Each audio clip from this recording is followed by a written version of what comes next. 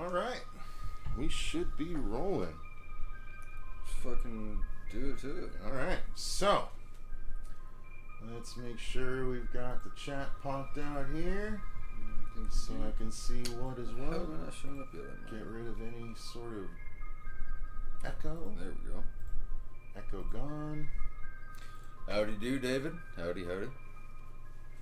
Cinnamon Mike. Hello. Yes. Jake Slitter. What's up? Corey Novak. Howdy do, good sir. What up, Corey? What up? Alright, so hopefully people are going to start filtering in. Can everyone hear us okay? Do we have everything set up correctly?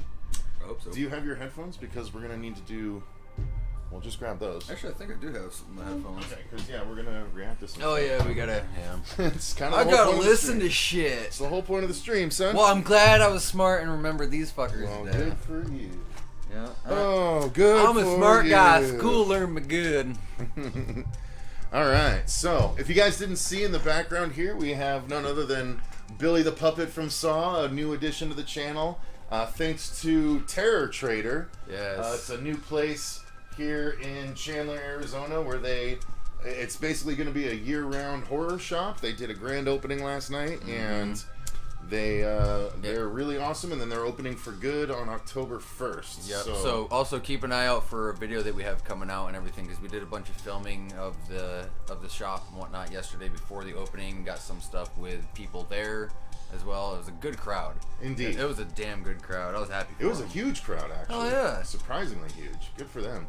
We're very happy for them. So, guys, tonight we're just here to kind of have some fun, have some drinks, look at some videos, and, see what we can come up with. But really, we wanted to just chat with you guys. So if you have any specific questions, go ahead and start filtering them in the chat. Meanwhile, I'm going to show off some of the stuff I got besides Billy here. Mm-hmm. So he has an entire wall of horror magazines, like old Fangorias and Creepies, and it was so cool. Eerie magazines, like the old school comic. Like there's comic strips inside these magazines, and the one I saw, of course, that I had to pick up was Horror Show, and you can see what screams are made of. So it's a really cool little magazine. I haven't actually flipped through it all the way yet. I flipped through it a little bit at the store, but obviously being the Horror Show, how could I not pick up Horror Show magazine?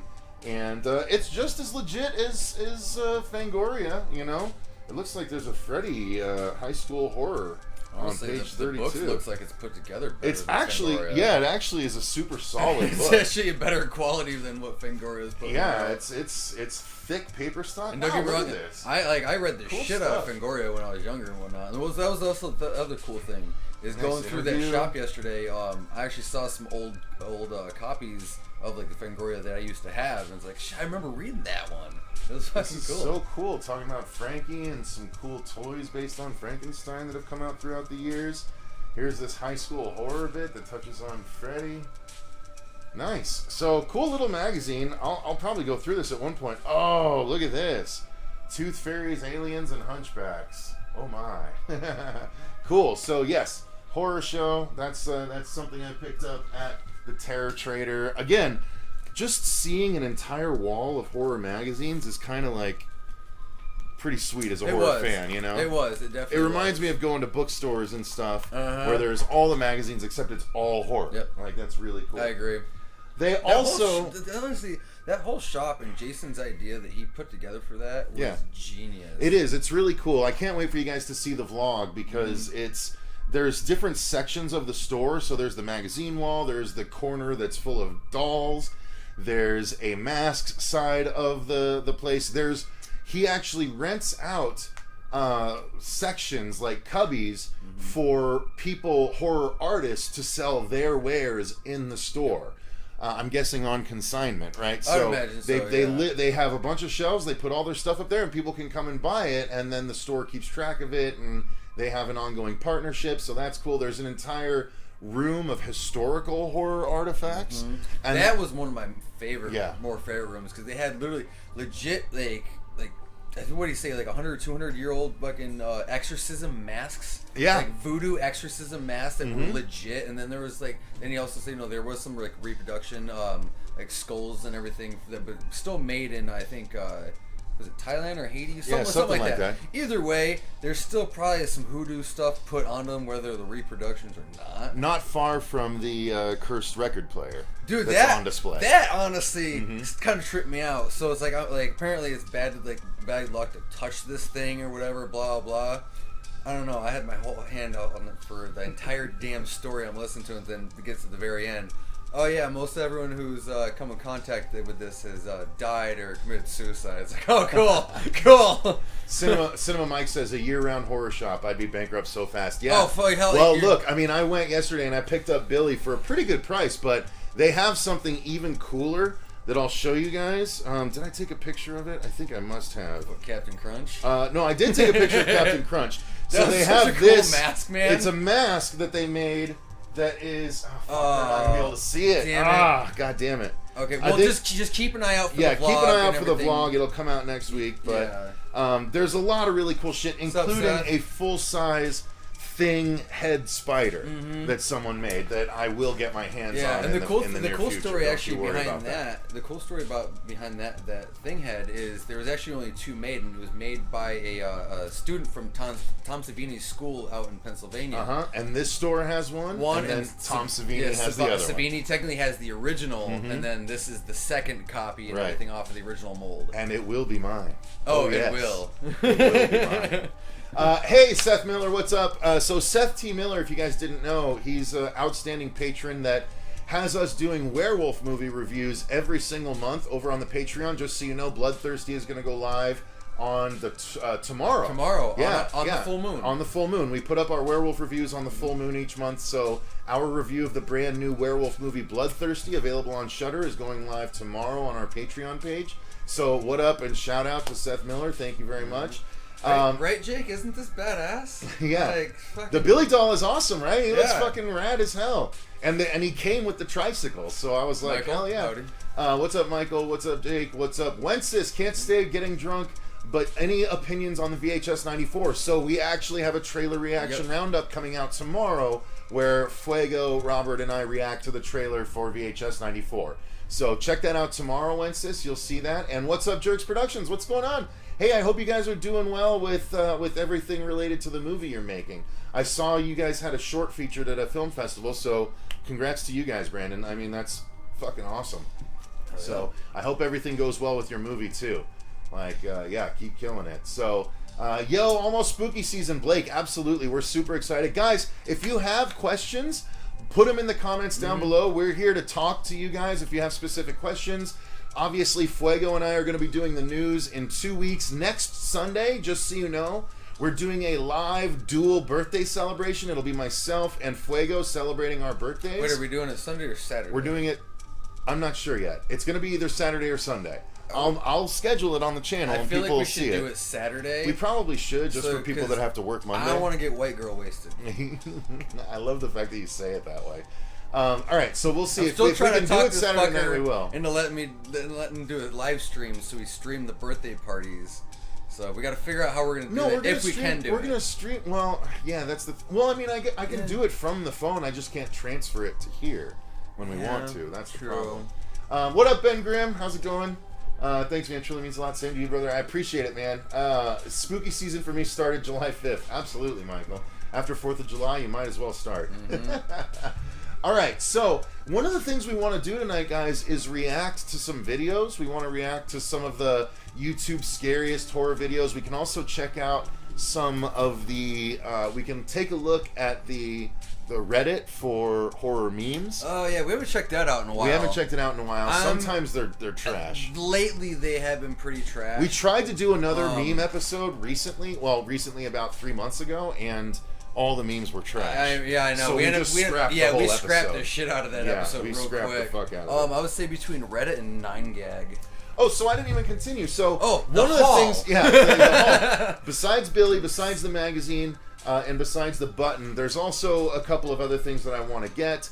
But they have a special section where it's one room that he sets up like an old school video store. Dude, so it's a VHS store. He's got the clear countertops. He's got a TV playing a VHS, and then 3 racks of VHSs. So I picked up 7 old school horror VHSs. I used to have all horror VHSs. I, of course, sold them all to pawn shops or whatever to make room for my DVDs and Blu-rays. Fuck off. I should have kept my horror ones, to be honest. But I have my main, like, old original. But I have these now that I can feature on our, like, floating shelves and this thing. Absolutely. And, like, over here. So let me show you the horror VHSs I got my hands on. And if like, any of you guys follow me up on Instagram, you would kind of see a couple little sneak peeks of the room that he's talking about. I mean, I picked up some mainstays here, you guys. So oh, absolutely. I got Leprechaun, the Leprechaun VHS.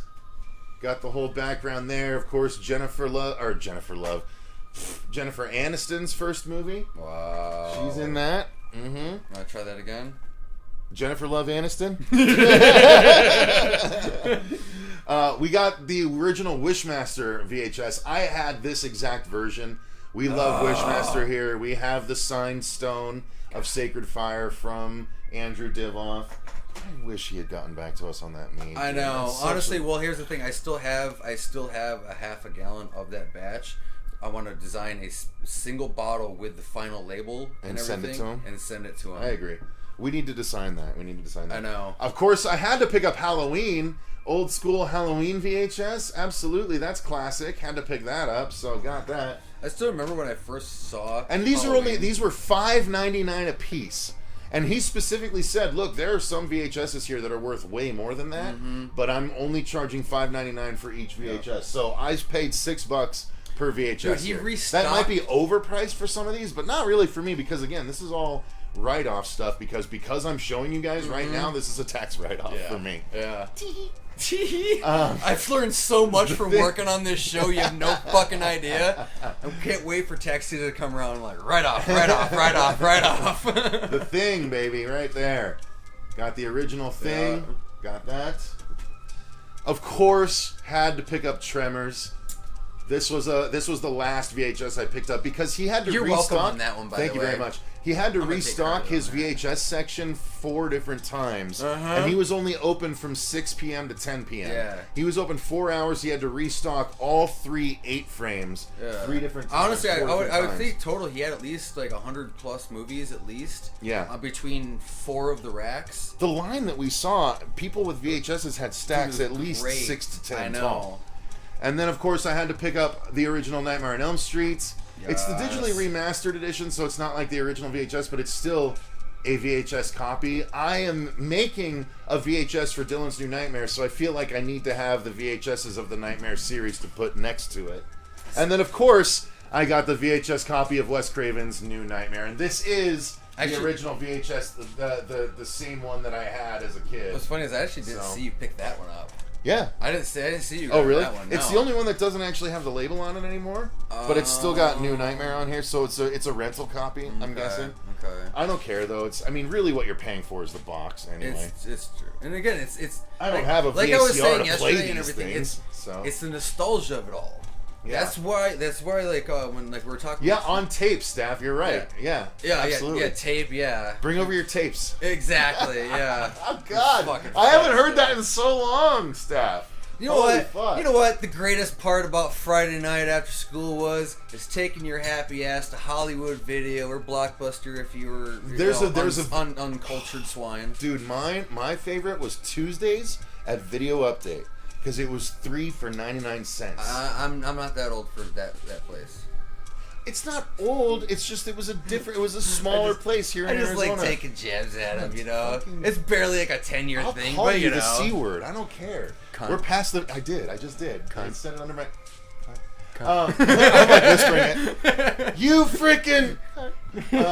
But no, Video Update had 3 for 99 cents on Tuesdays. See, that's dope. So I would go and rent 9 freaking movies. Yeah, dude. That would last me until the rest of the week. And that's how I saw all these horror movies growing up. I would just sit like, dude. Video Update had a badass horror section where it was like, oh, it had all 3 Maniac Cops. It had like all these sequels that I was like, dude, sequelitis. Gimme.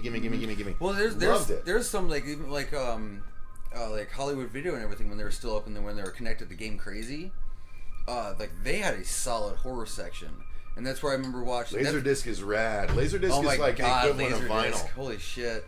Because dude, you can keep your Laserdiscs right next to your vinyls. It's literally the same size storage. And Laserdiscs were badass. You know why Laserdiscs were badass? That's where you can get the first home releases of the extended version of Aliens. Shout out to the, if you guys didn't see, we put up our commentary of the special edition of Aliens just on Friday. So Fuego, Robert, and I sat down and watched the full Aliens movie, so that commentary is now up on the channel. And what I'm saying is, the first time I saw those were on Laserdisc. That's the first time they released the Terminator Extended Edition, the Aliens Extended Edition, the Abyss Extended Edition. All three of my favorite James Cameron movies were released on Laserdisc first. Thing. My thing. The only reason I did is my sister's husband, and then when DVD first came out. My sister's husband was like a few years older than me, so he was in on the Laserdisc jam. I had 8 tracks. Well, now you're even older than me somehow. I'm an old soul. I'm not going to bullshit. R.I.P. to video stores, absolutely. You know what? Shout out to The Last Blockbuster on Netflix. Have you watched that yet? I haven't. I need to actually grab that from you. It's on Netflix now. Oh, is it? That's what I'm saying. Yeah, you don't need. I mean, you can grab it. I got the Blu-ray, of course, because I actually. I remember we were sent talking the money about that when you picked that up. Yeah, The Last Blockbuster is a dope little documentary. If you guys haven't watched it yet, I still want to get around and watch the Val Kilmer documentary. How do you store VHS to prevent molds? I don't know. I didn't have VHS to store until I picked these up. Honestly, I would recommend the silica packets at most. Video Paradise. That sounds awesome, Ms. Morning. That sounds like Video Paradise sounds like a place that had an adult section with a beaded curtain. What's fucked up is dude, beaded curtains. When you were a kid and you went to a video store and you saw a beaded curtain, you know what was back there. Dude, you walked by that beaded curtain and got a fucking hard on, because you know what's on the other side of that beaded curtain, and sometimes you sneak a little peek, and then it justifies the hard on.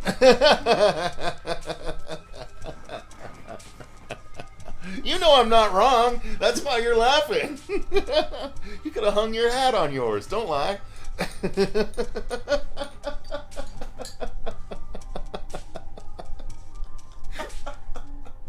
We're guys. Come on. Let's be real. Oh, shit. We walked by that beaded dude, and then we'd walk by like the softcore area where it was all the swimsuit movies. No, and stuff. it was the special interest section where it had all the Sports Illustrated VHSs. You guys remember those days of the pause and toss? Give me a fucking time machine, says Seth Miller. Absolutely. Jesus. Dude, Seth, I'll be honest with you. Let me tell you something I've never admitted on this channel before. I have spent an unhealthy amount of time in my life imagining moments from my past, and I have this thing in my head where, like, if I imagined the future at this exact moment that I'm imagining the past, maybe that's the vehicle for time travel. Well, where your mind is in the same spot. You're thinking about the future and you're thinking about the past in the same moment, and so I can transfer consciousnesses and go back in time and make sure I don't turn into this fat fuck. Why'd you have to go on negative? Because that's where my mind goes. I don't like that negativity in your life. No, but that's where my mind honestly goes. Tell him he is beautiful and to shut his fucking face.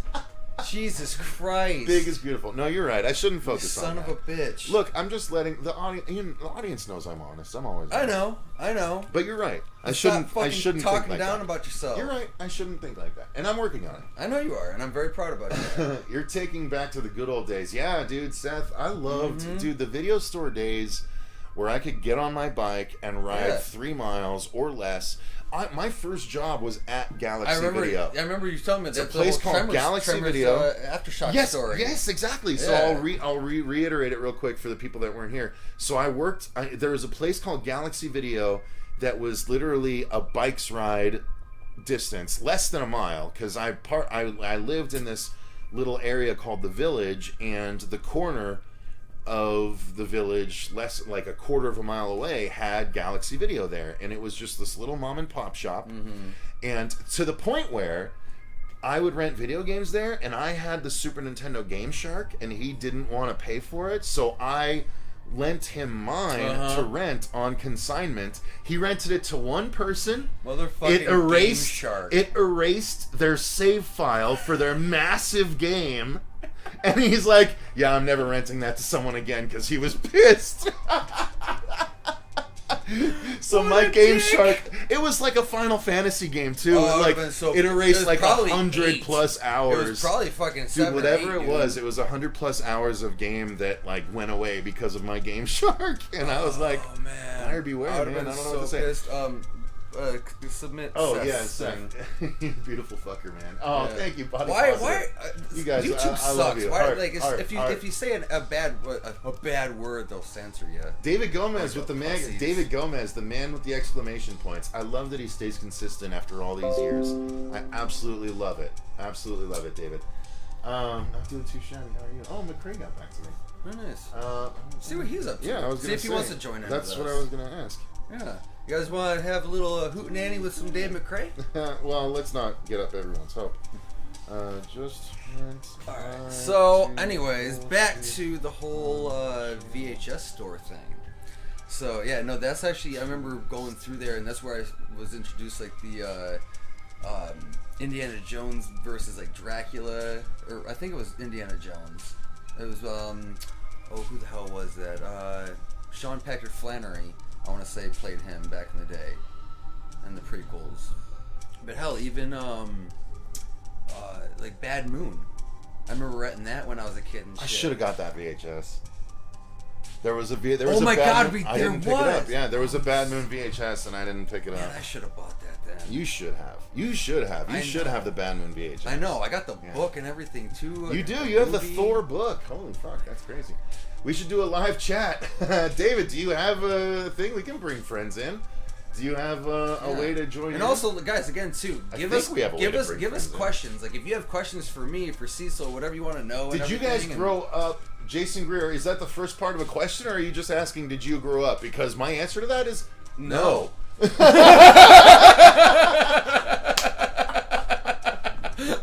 I've always been a Toys R Us kid. Oh yeah. I don't want to grow up. I'm a big kid at heart, but I'm a Toys R but at Us the kid. same time, There's a million I'm not gonna toys lie. at Like Toys R I am Us an that old I can soul, play with. but I am From a big planes old to man trains child to at the same time. video games. There's a million toys. Wait. What? Oh, it's the biggest toy store Dude, there is. HDZ Frankie. Okay, so I'm still super salty. My that, Evil Dead VHS yeah, box. I don't so have that. That's Evil dope. Dead was the okay. So actually, so I'm start with Then this. I was a Blockbuster guy too. After Galaxy Video closed, Yeah. I moved to Blockbuster. By the way, Hey, quiet! I'm talking. Okay, sorry. I have a story to tell. Jesus But go ahead. Christ. I apologize. This is why people So- hate when I review movies with Fuego. No. Well, so because he sorry. won't tell you to shut up. Fair play. This is why people are gonna like this duo. Yeah. Because Robert don't take no shit. So like Evil Dead was the first VHS horror movie that I bought with my own money. I had to take that son of a bitch back. Can you guess why the fucking scene? What? The Cheryl scene in the tree with the tree rape. Oh yeah, Or the the tree original grape. Evil Dead. Yeah. I had to take that back as a kid and everything instead of just don't watch that part. 'Cause it's like, yeah, I'm gonna want to watch that. You're gonna, Are you shitting me? You're gonna hang your hat on your dick Apparently, yeah. To talk about a again. Nothing Woody. quite like tree. Oh my god. Yeah, I did that. High five for that, man. I like that. Yeah. Woody. Getting some she got raped by a tree. Just get some That's- splinters up in there. Oh, I said the R word. Fuck. We're gonna get. I know, I demonetized did now. too. No. All right. R worded. Whatever. Fuego is far too polite. Oh, LOL. Seth, I have not actually. You're not wrong, Seth, Cinnamon. I haven't read the 3 Howling novels yet, but I did buy the book at the same time. Oh, he said he'll come on. Oh, fuck. Okay. I did buy the book at the trilogy book at the same time I bought the Bad Moon book Thor. Eventually, we will be getting through those books and then also doing a compare and contrast to the movies to the books. I just almost. Okay, so Dave You almost McRae just wants to spilled- come on. Yeah, bring them on. So I know, but I gotta make a thing for him. Okay, so guys. Yeah, we'll keep talking. I'm gonna make a thing for the background. Dave Yeah, McRae is gonna come and join us. Yes, cool. So right now, just because I don't have the main screen up on the TV, give me whatever questions you got. I've got up on my phone, so I'll keep an eye up on that.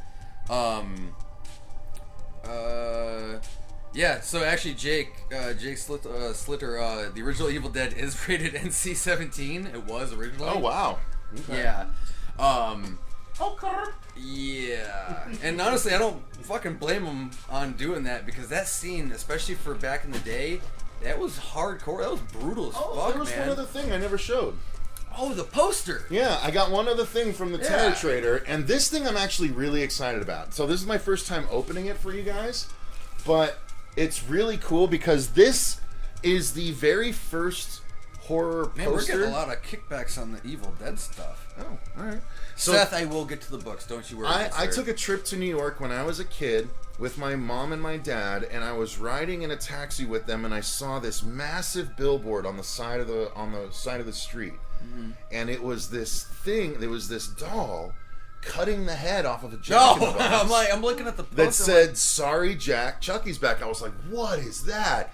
And I realized later, after I got into Chucky, that that's what I looked at. And so one of the posters that was there at the Terror Trader was the Child's Play 2. Here, hold on, Sorry, Jack. Thank you. Please. Let me help you on that. Hold my dick. Hey.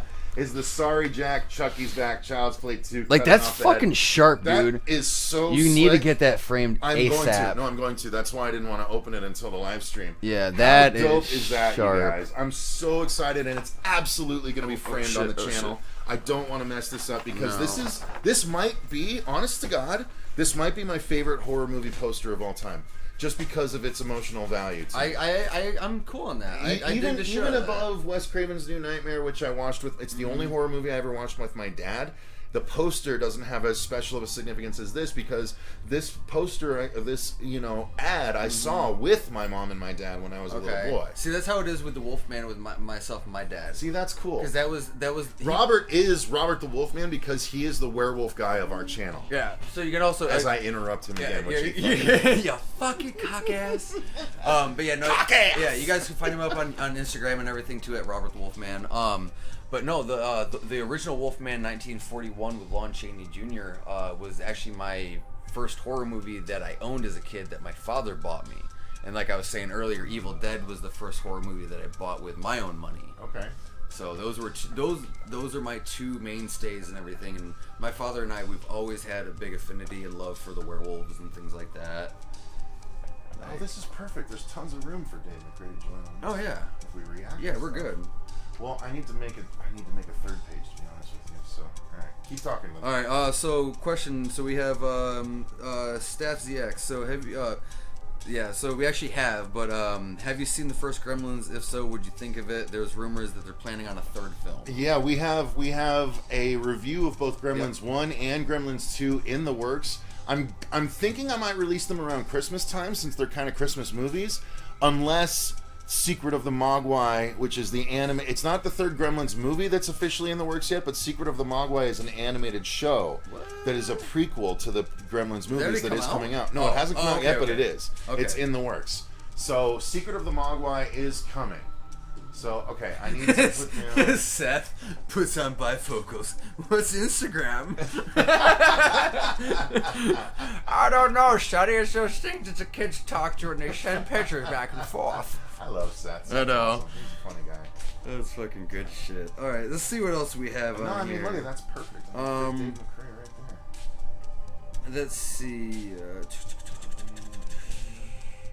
Alright, real quick. So we got from Josh Wyatt. What movie are you looking forward to the most for the rest of the year? So basically, what movie is coming out for the rest of the year or anticipated for this year? I'm assuming. Honestly, for me, as long as check our schedule. as long as the movie's coming out. Well, no. I'm excited. I'll be honest. I know my answer. The Chucky series. Okay. See, I'm as long as it doesn't get pushed back again, I'm hella stoked for Antlers. Like, if you guys haven't checked out the short story, it's called The Quiet Boy. You can find it up on YouTube and everything. It's like an hour and a half. Okay, Dave's ready. But I'm holy telling him. craptastic somersaults. That short story was brutal as hell, and I really hope they follow the same vibe in the movie Antlers of what they do to the short story. But yeah, and you said the Chucky series is the most anticipated for you. Well, that's a series. He's asking movie. Let me see here. I would say Antlers. You're gonna go with the Antlers as well? Oh, Okay. is that what you said? Yes. Okay. See, this guy doesn't listen for shit. I'm working on stuff. You know how many times I'm trying to make it so you know how many Dave times McCrae I can pointed come shit in. out to him yesterday when we were doing the video vlog? I know, and and all this Fuego other stuff? said I didn't. Oh, I listen to know. that This stuff guy is either. like, he points out the same thing I literally just talked about That was 30 funny. seconds prior. That was funny, though. That was This funny. fucking deputy dipshit over here. I guess Ghostbusters Afterlife, maybe. I'm actually pretty stoked about that. Yeah. I was very weary about that in the beginning, but more I've kind of read about it and seen the trailers, I'm pretty stoked on the style and the tone that they're going with this. I'm really still really sad that oh god, Ramus isn't gonna be in there and everything, but sadly, it is what it is. As long as we get the other, main three, which I think will be good. Alright, I know what I'm gonna do. So. Let's see, we got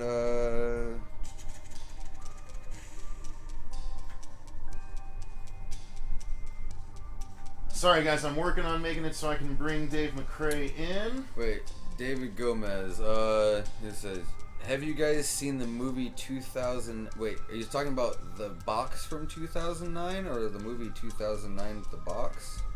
I don't think I've seen that at all. Oh, Cecil? The Box, the one with Cameron Diaz? Maybe. I've seen that, but I don't remember it very well. I have seen it though. So I'm not entirely sure. Yeah, I'm gonna have to go up on the next question. Sorry, not to be a dick. Ooh. Don't- Smack down! Don't Smack I'm down! gonna smack you down.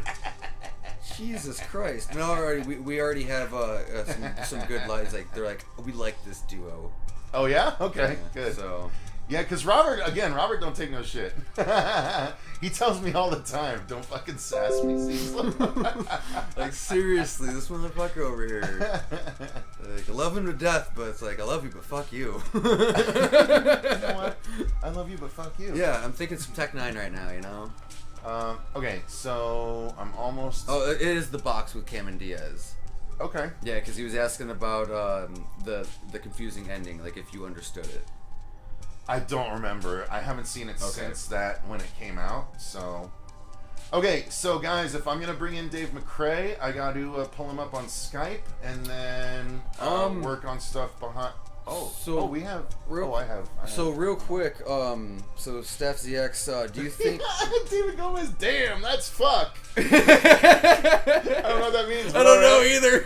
I love it. I kind of love it. I said not to be a dick. Damn, that's fuck. I know. So what is it? So Steph ZX asked, do you think the Chucky series will have an arc, or do you think each episode will have a different series of plots? Honestly, I think they'll have an arc with it. Oh no, of course it's an absolute arc continuing the movies. Yeah, it's not going to be like a different change in each episode kind of thing. Honestly, if they did that, they would probably lose the audience really quick. All right, let me get Dave McCrae on the phone. Okay. Is he joining up on this, or are we starting? I'm gonna get him on Skype. Oh, I should know. Damn, this is us.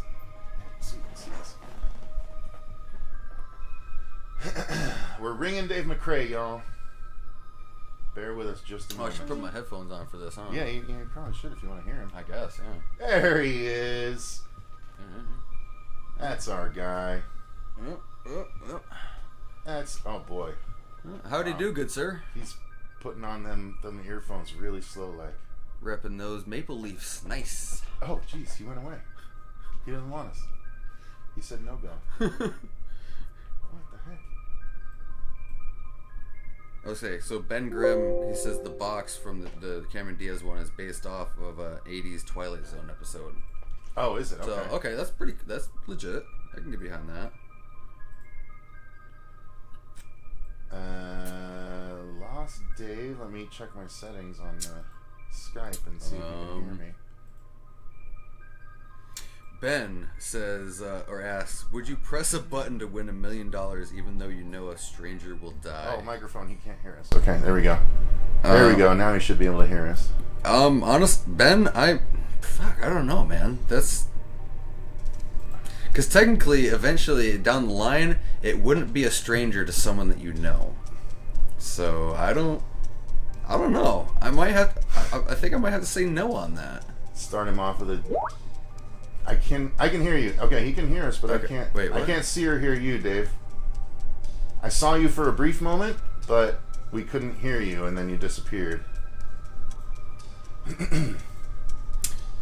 Don't sass me, David Gomez. I had my headphones. Oh, there he is. Okay, I can see you now, Dave. No, we can't hear you. Can't hear you yet, though. You got on mute? He might be connected to something else. He's a pro. He knows audio.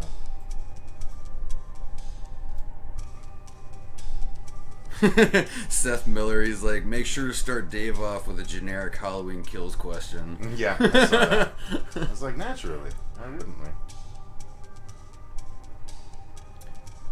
Oh, so Seth Miller says, I think the box is an adaptation of a Richard Matheson story.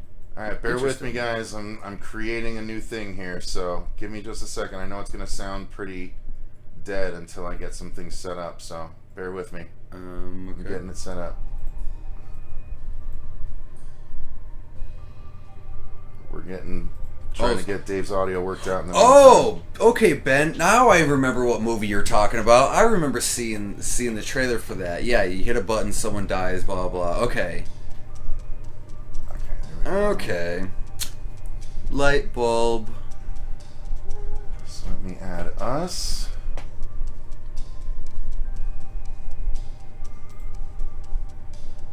Just 1 second, Dave. I'm setting this up, and then we can troubleshoot you. Oh, Eddie D. He's like, my most anticipated movie of the year was *Malignant*. Yeah, How'd you think? That. Let me know in the comments how you thought about that. How did that work out for you? I'm not saying no reason to be a dick, Robert. Well, I'm not trying to be a dick. I'm just like, it wasn't like there was. How'd that work out for you? There. Waka waka. Like there were definitely some really good elements about that movie, but it still, personally, I think it felt flat. Okay, I got us in here, and then I'm ready to get Dave in here. Still can't hear him though, Michael, for some reason. It's my dick in a box. That's what's in the box, baby. Alright, chill there. He keeps asking what's in the box, so I had to give him an answer. Hello, hello, hello. There you go. Yeah, hey, good there sir. We hear him.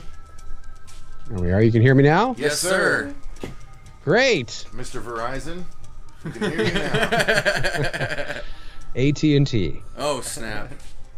Alright, so... Yeah, that's right. He jumped ship, right? He's no longer on Verizon, is he? Who? The Verizon guy, the Can You Hear Me Now guy. Oh, yeah. Oh, yeah. I don't think he is. No, he's Sprint now, I think. Sprint? Yeah. No.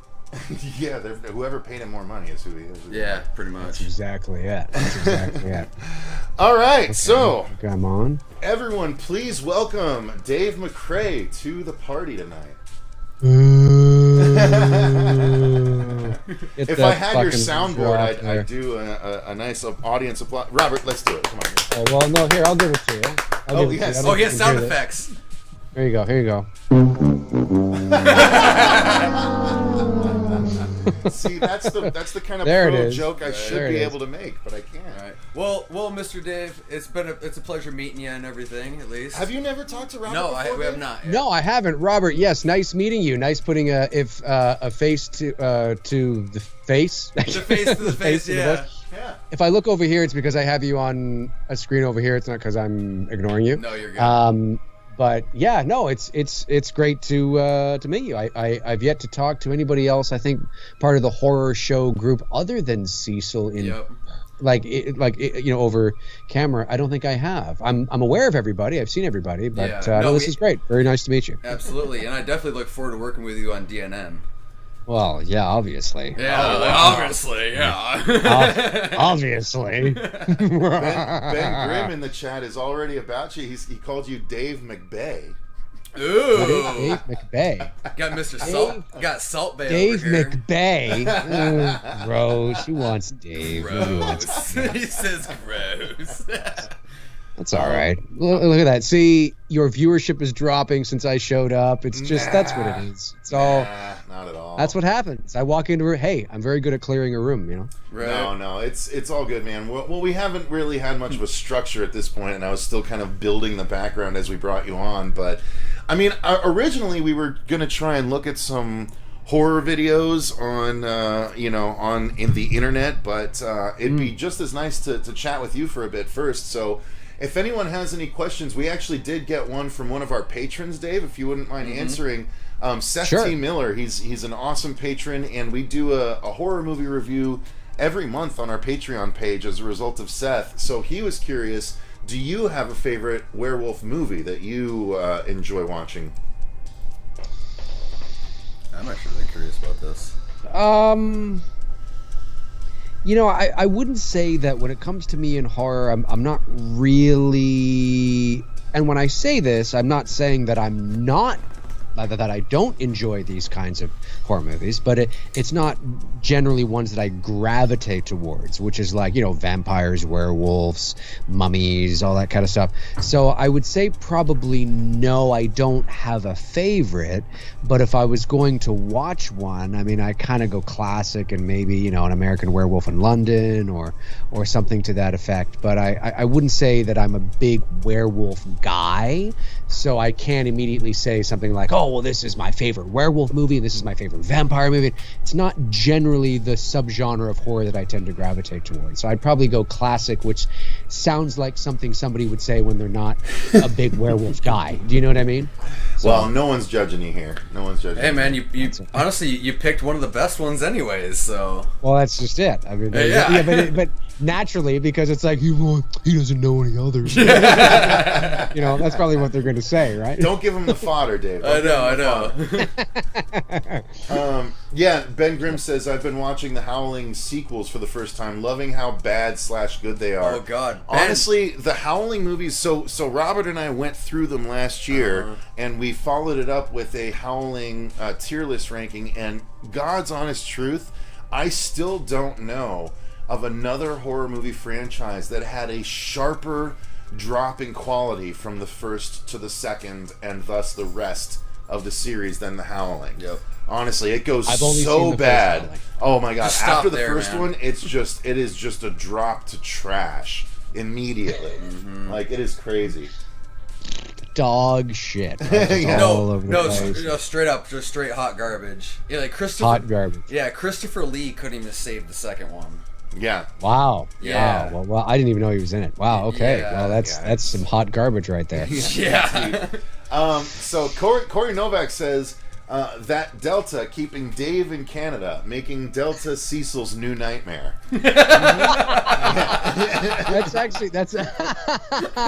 that's actually really good. That's, I like that's that really one. good. I thought that was clever wordplay. I had to Good shout job, it out. Corey. Good job, I like that. That is very good. Yeah, this in and of itself could be the movie. Yeah, it's just really the movie is really about trying to make this movie. Yep.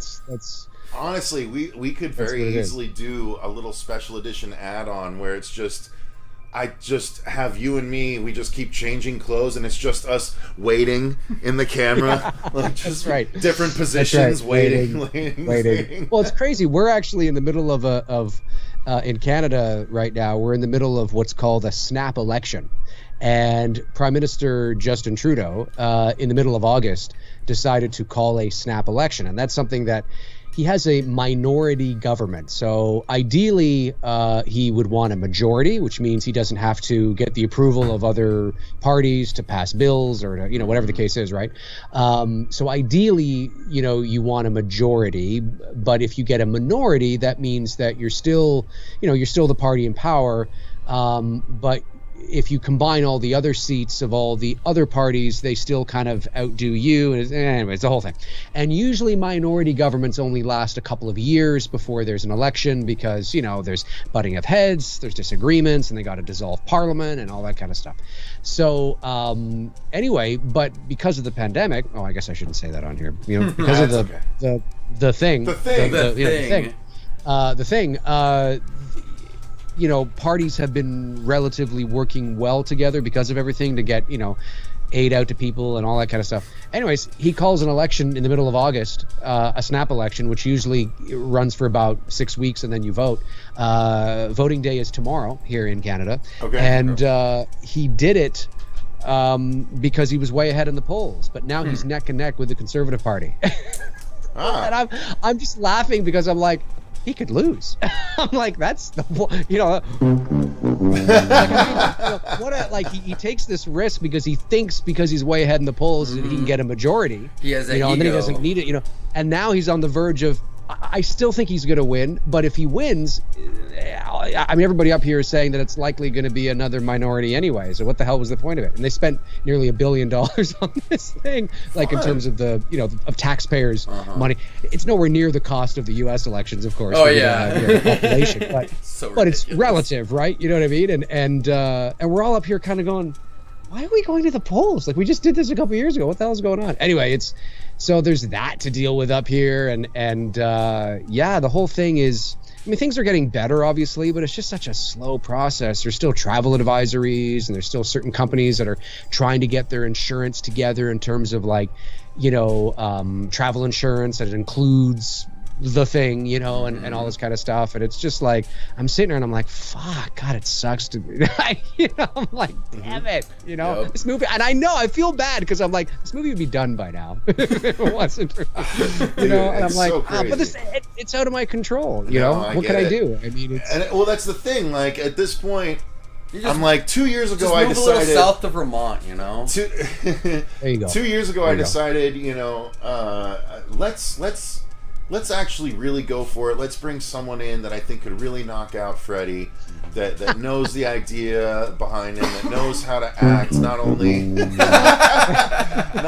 physically but also vocally. And this thing, my God, this will be the hottest fucking thing. People will be all about this, and damn were they. Hell yeah, dude. And damn were they. They were. But it's crazy to think of what's gone on. But hopefully people are understanding and understand that, Dylan's New Nightmare, was not and is not the only thing that had to stop and wait and start and wait. The problem is they see It's Me Billy happening during the pandemic. They see Renee's movie, the Judy, happening during the pandemic, and they're like, well, what the fuck? Dylan's New Nightmare? Yeah. It's like, well, no one's going across borders with those movies, okay? Well, see, and that's the thing too. And when we did It's Me Billy, I mean, obviously because we don't have nearly the population here, it wasn't as bad here as it was in the States. Having said that, again, it's relative, right? So it was bad relative to our population, but we had to follow all the rules and regulations as it pertains to the Ministry of Ontario's television, film and TV protocols as it relates to sets, because we were a professional shoot, and we had to do that. So we had to do the temperature checks, and we had to have everything in order. But we were able to do it because we're not crossing borders and we're not all that kind of stuff. And that was one of the things. I mean, it's no secret now that we were hoping to get Olivia Hussey for the end of this movie, which is what we wanted. So when she says grandma and it cuts and you see her, right? But even we never heard back from her reps, but even if we had, I mean, it might have not been possible, because to bring her to Canada, she would have had to have quarantined. Who knows what the cost of that would have been. And it's easier to shoot in your own place, obviously, because you're not dealing with the travel. But get this, when we finished It's Me Billy, honest to God, about a week or two later, we went into lockdown. So I mean, you got it done just in the nick of time. Just got it done. So but that's what it is. And with Judy, it's the same thing. I mean, it's in the States. It's only in the States. They're not bringing in talent from out of town or out of country. So there's those things. And I think people have to remember too, we've talked about this too, as a non-US citizen, there's other things I have to think about, when traveling to the States. There's health insurance and there's travel insurance or health insurance. And if, something was to happen to me, I need to be covered, because obviously I'm not covered there. And a lot of insurance companies have your basic travel insurance, but they weren't covering the thing. And now, of course, they're trying to make that happen. And then, of course, the passports and all this kind of stuff and the whole. So it's just been it's been a nightmare. And it's been we appreciate everybody's patience. It's still happening, but we want to make sure that it's done safely as we possibly can. And of course, with Delta and all this kind of stuff. And it is a bit of a nightmare, but we do appreciate people's patience, and especially me, because I know that I'm a big part of the reason why there is a delay, and I appreciate the obviously the patience. And I would never be the kind of guy that would say you're the biggest reason for the delay ever. I'm not that kind of person. But No, well, you don't have to say it. I mean, you've He's sent like, me you're not the personal emails. biggest reason. yeah, I no, know." that's the joke, Listen, Robert. Good way Cecil to has catch on. hired. know. I mean, I went outside and I saw spray paint on this wall that said, "You are the biggest reason, McRae." Cecil hired somebody here in Toronto to go and do that. You By know, the you don't way, have to say it. Dave, round about 3 o'clock tomorrow, head outside. There might be a plane flying by with a banner behind it. I'm not saying Right. for sure what it's going to say, but it might say you're the reason for the delay. What the fuck, Dave? That's it. That's it. What the hell is going on? Yeah, totally. But there's a lot of things. But I'm excited. I mean, I'm getting more and more excited the more I think about it. You know, and Well, here's the thing. And not to interrupt you, but honestly, not even just 3 days ago. Here's the thing that the delay is allowing us. 3 days ago, there's been something I've been wrestling with in my mind. So I'm going to get a little candid with everyone here. That we don't have a huge crowd, but the people that are here are the diehards, and they would love to know this inside info. So Dylan's New Nightmare was structured in a way that I had to change slightly, where I'm going to hold off on fully revealing our Freddy a little bit longer than I would have maybe originally when we first started this. And I was like, okay, well, considering the script in the way that it's written, how am I going to do that? Because that's going to be hard. And something just like 3 days ago hit me like a ton of bricks. How we can do it stylishly, and it's going to bring in essences, believe it or not, Dave, like, it's going to bring in essences of the look of like Batman the Animated Series or Sin City in the stark contrast of lighting reveals and stuff like that. And Wonderful. it's going to be really fucking cool. I'll tell you after the fact what I came up with, but I was like, just one day, it hit me like 3 days ago when I sent it to Vince. I was like, what if we did it this way? And he's just like, I like it. We should definitely do it that way. And I was like, yeah, sweet. Okay, cool. So like the time, the extra time, believe it or not, is still allowing us to refine the project, because here's where I'm at now. Yes, it's been so long and people are like, is it going to happen? But not only that, but other stuff has come out. Now Dave has raised the bar himself with It's Me Billy of quality for fan films, and so it's like, okay, we need to make sure. I've been messaging this to people on the project. I'm not going to say specifically who, but there are people that are attached that I know in my mind, in their mind, they're like, I can't be attached to something that's going to like lessen what I've achieved at this point. And there's numerous people, including Dave, that could have that mindset at this point justifiably. But the nice thing is I'm considering that, and like, to me, with Never Hike Alone and Never Hike in the Snow and Disappear all coming from Vince's camp, as well as It's Me Billy coming from Dave's camp, and Vince raised the bar for fan films, overall. Dave raised the bar for fan films looking like studio features to me, and to a lot of people. So now, to me, because it's a Freddy film, I feel like we have to be kind of the best of all worlds. Like, in my opinion, I want to deliver the best fan film that's ever been made, in and amongst It's Me Billy and Never Hike Alone. Obviously, that's a high bar, and I'm not saying what we're going to make is automatically better than both of these things, but that's my goal, right? And it fucking should be. Let's be honest. It should be my goal to make the best fan film that's come out yet. And with all of the talent that we have involved, there's really no reason why it can't be. But, what I'm saying is the delays, while annoying, they are allowing us ways and time to think of ways to make it that best fan film. So yeah, and I think that's the right mindset to have. I mean, people have to, filmmakers inspire each other. I mean, I'd be lying if I said that, and I know I'm not the only one, of course, Cecil included, when Vince took, the reins and did what he did. And again, I say this, I always say this because I don't want people to get the wrong impression. It's not lost on me or certain people involved that, you know, because I work in the industry and you know, and whatnot. I mean, we have access to certain people and resources that the average person may not. You know, not everybody can go out and shoot on the Airy, and we understand. Which, by the way, I think we're going to be shooting on now, so that'll be nice. Amazing. Oh, it's great. It's great. And so, you know, but not everybody can do that, right? And you know, Vince works in the business. He's worked in the business for a while.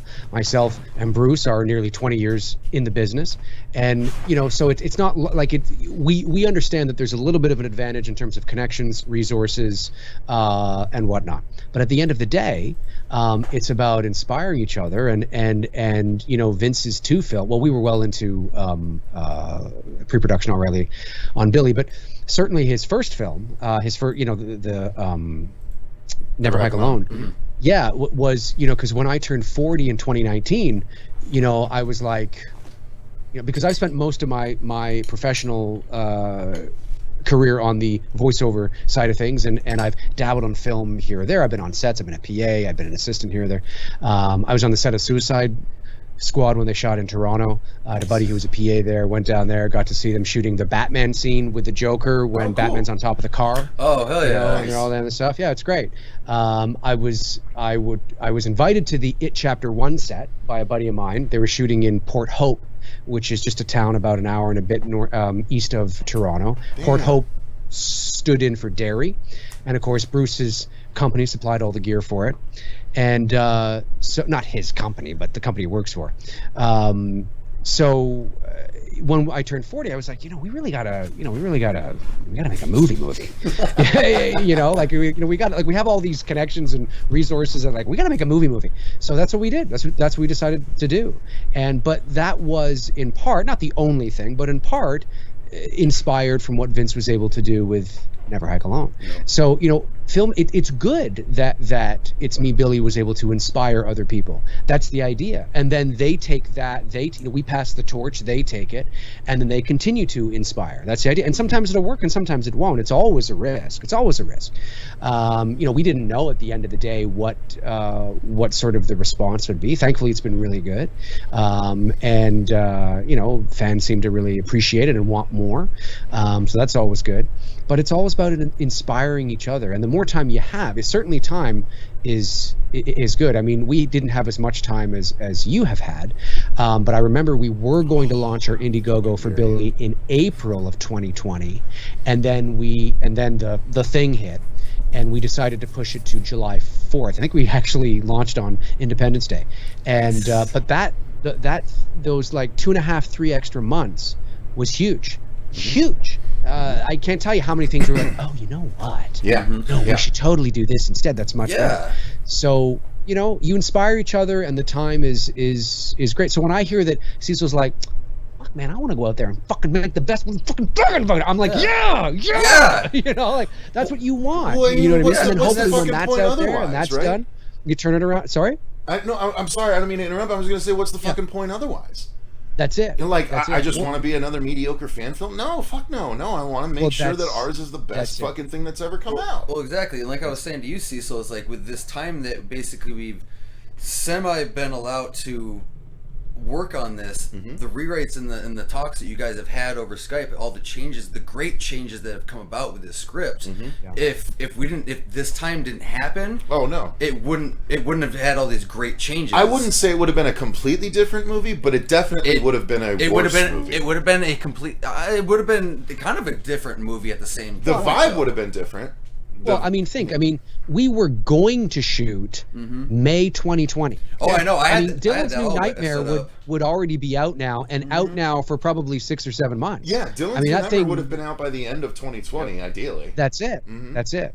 So, you know, it's to be inspired by people and to push the boundaries, and because that's what we did. I mean, we were like, you know, let's take advantage of what we have. We understand, again, not everybody can do that. The average aspiring filmmaker out there that maybe can't do that, we understand. It's not lost on us again, but we decided to utilize those resources and connections and push that boundary and see what we could do. And we wanted Billy to be, you know, fan film and name only, and because we would have gone through I've said many times, if we were making an original piece called Bob's Diner, we would have gone through the same process, and we've hired the same people and the same crew, and they're all pros. They all work, in the film industry here, and It's Me Billy was just another stop along the way for them. So and that's what you need to do is make sure you are as prepared as you possibly can, and you surround yourself with the right people. And that's what it's all about. So I get excited when I hear you say things like that, because that should be your mindset. Well, and it's, I can announce this. There's going to be a little bit of change in certain aspects behind the scenes. One of them being that Vince is now going to be taking over the assistant director position. So I can announce that, at least officially. Look out, Vince is going to be a tirade on set. Well, that's okay. I need someone that can be that way, but that also has the valuable input that we know Vince can offer. So that's good. And I will say that, I don't want to get you into trouble or anything, so I'm going to ask this as tactfully and indirectly as possible. But you, not terribly long ago, posted that you had to take a week or a little bit more off of your shows because you were preparing a film pitch. I'm not saying anything that I shouldn't, that you didn't already announce. And then, not long after that, inexplicably, you posted a picture of you with your cast from It's Me Billy meeting, even though the movie's done and ready to go. So look, I'm just playing detective here, and I'm not trying to get you into trouble. I'm not trying to ask you anything that you don't want to know. But Dave, what is the film pitch, and exactly what is it that you were trying to do? I'm not trying to ask, but I really need to ask. Okay, well, no, I can say that yes, we did get together with the lovely ladies of It's Me Billy at the end of August. Shout out to them. I mean, they're just fantastic people. They were period. Great in that. Oh yeah. Well, they're exceptionally talented, naturals, but just really great people too. I mean, we had such a ball behind the scenes, and going out to dinner with them was just like basically 3.5, 4 hours of just nonstop laughing. We just were having a lot of fun. I can't say too much. I will say that it's not what you think. Sure. Yes, Bruce and I are in the middle of creating a pitch. It's not what you think, but it is to I don't want to say too much. It's to somebody. They're aware of it. They've asked for it, but it's not necessarily related to Black Christmas. So I can say that. But that doesn't mean that we're not working on something Billy related. But I don't want to announce anything official yet because it's still too early for that.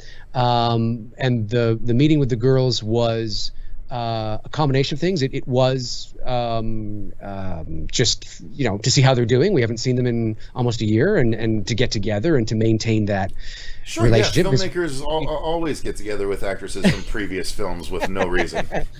No reason at all. No, but we genuinely we genuinely consider them friends, and we really do. We wanted to hang out with them. But yeah, were there certain things discussed on multiple fronts? Sure, yeah. But I don't want to say anything too early yet, because there's some things that could be moving in the next few weeks. I was over at Bruce's today, obviously, and that is related to that. But it's exciting. It's exciting that we're in a position where we can be in a position that we can present something to somebody that wants to hear something. It sounds so I mean, all I really need to know is can we ride those coattails into the room with a Freddy pitch once Dylan's new nightmare's done? I don't know. It's not off the table, so that's all I need. I wouldn't say it's off the table, but I'm not going to say for sure. It's just funny to me because here's what I was saying about it. Right, Dave's making all these cryptic posts, right? Yeah, I mean, take a little bit of time to think, and you're pretty much there. But well, but it's not. But it's not Billy. It's not pitching Billy. I get that. I hear what you're saying. Yeah. It's something that you haven't revealed yet. But it's got to be something up the McRae alley. So I don't know what that could be. I'm interested to find out down the line. Up the McRae ass for a minute. I mean, some people call What you it got up your ass, Dave? Right. But no. What I said to my crew, I was like, look, here's the thing. The fact that someone is approaching Dave and Bruce to do something based on their work on It's Me Billy, all that's gonna do is fucking help Dylan's New Nightmare, because all of a sudden this guy that suddenly has this cred, right, that the same sort of cred that Vince has but in a different thing, and now if you're getting your fingers into some kind of other pie, and like you're still like you're doing that, right, but you have to tell them, hey, guess what? I have to take this week off because I'm Freddy for the Dylan's New Nightmare thing, and they're going to be like, "Huh? Tell me about that." You know what I mean? Like that's just the way this kind of shit works. Like, let's be real. No, it does. It's no. I mean the what we're working on right now, and again, Cortex. It's not. What up, Cortex? Is that Alex or is it Courtney? Either way, sorry, Cortex Studios in the chat, and they're Alex and Courtney. Courtney was the Freddy stand-in for our trailer. So okay. Well, hello, Courtney. Shout out to Courtney. Yeah, if that's Courtney or her man Alex, who is the photographer. So anyway, continue. Okay, cool. Sorry, Dave. Cool. Continue. No, I was just saying that. Yeah, it's not like we haven't made any official announcement yet because it's too early. Sure. But yes, I mean, I can certainly say that the situation we find ourselves in right now is a direct result of It's Me Billy, and that's and that's great stuff. And that's it's certainly a hell of a precedent to set for us. Yes, you know what I mean, for other fan filmmakers. Well, and that's what you wanted. Like, that's what people want. When you go all out, you raise we raised $64,000 Canadian, about 45,000 US. That's why you do it. You do it to show off your abilities, absolutely. But you do it in hopes that somebody sees it, and that somebody sees it, and it's like, wow, this is really good, guys. And because we wanted, our goal was, and again, we know that it ends on an epic cliffhanger. That was the design. It was designed to be episodic, because if we wanted to do the whole story, and we didn't just end it like that for some arbitrary reason, we actually have a conclusion to it that we would love to do, and hopefully we'll be able to do it. I hope so. But we ended it like that because if we didn't, we wouldn't have had to ask for 64,000. We would have had to ask for like 180,000, 150, like double that. And we barely made the 64,000 during the thing, which tells you that we wouldn't have made what we needed to make anyway to do the whole thing. So, but it was designed to be episodic. And we knew that we wanted to create a film that was, it's fan film, we get that, but that it felt that was professional through and through, right from the way it looked, to the sound, to the execution, to the performances. We wanted you to forget you were watching. We wanted to look and feel, and I remember having these conversations with Bruce and our DP, and we wanted to look and feel when it's all said and done. If you walked into the room and saw somebody watching that, it would look like they were watching Hulu or Amazon or whatever. It fit in, you know what I mean? And because that's what you got to do, and to create all that with $45,000. And that was one of the things that we wanted to do, that we were conscious of, that we were thinking about. Obviously, we wanted to make a good story and a good movie, well, a good half a story, I guess, and a good film, and pay honor to the original and the same kind of vibe and feel. But yeah, I mean, it looks the way it does intentionally. We wanted to be like, hey, but that goes back to thanking Vince. I mean, he set that bar of what fan films could be, fan films. Yeah. And because I don't want to speak for Vince, but I guarantee you that Vince would probably say the same thing. He'd say, oh yeah, if it wasn't like, we would have gone through the same process of making an original piece, we just made a Jason piece. To that point, Dave, I got to address something that commenter Grunger, and I don't know if he's meaning to be dismissive or whatever. I take a little umbrage with his comment here, but he says, Seth, fan film tells people you're a fan, original content tells people you're original. And I take umbrage with that statement, because here's the thing, I have, look, I can't speak for Dave. I'm sure it's not completely different, but speaking for myself, I've written 3 different original scripts. I have a Word document with over 50 different original film ideas, about 10 of which I've outlined ready for script format. I have original ideas, but the thing is, you can't crowdfund original ideas without having a sort of a built-in audience. You're just like any other person out there that's wanting to make an original, quote-unquote original idea on a $1,000 budget, and that shit's never going to separate yourself. So what I did, at least in my case, again, I can't speak for Dave, but Dave has done this, whether he meant to or not. Dave has already done what I planned to do, which is make a fan film to gain an audience and show that you can actually make a film. Then, when you have people realizing that you're talented enough to make a film, then you can show them your original idea. You can try and crowdfund your original script. That was I have those ideas ready to go. I have a 80s style slasher film that I would love to make, but if I crowdfunded that before doing Dylan's New Nightmare, I would make at least 10 times less than I would after doing Dylan's New Nightmare. Yep. And if I want to actually do justice to my original idea, then I have to have some ammo in the tank. You know what I mean? So it's strategic. Doing fan films doesn't just mean that we're just fans and we don't have original ideas. Doing fan films for certain people like us is just a way to prove what we actually know, is that we have a certain level of talent in this field. But even and fan films put more eyes on us to start out. Then we can really show what we have in an original format. Let me get Robert's thoughts, and then I'll get your thoughts, Dave. Well, no, basically, like, even with like the fan films, like, there is still an element of originality that comes with them. You're just utilizing pre-existing material. It's not like you're rehashing the same shit that was put out beforehand.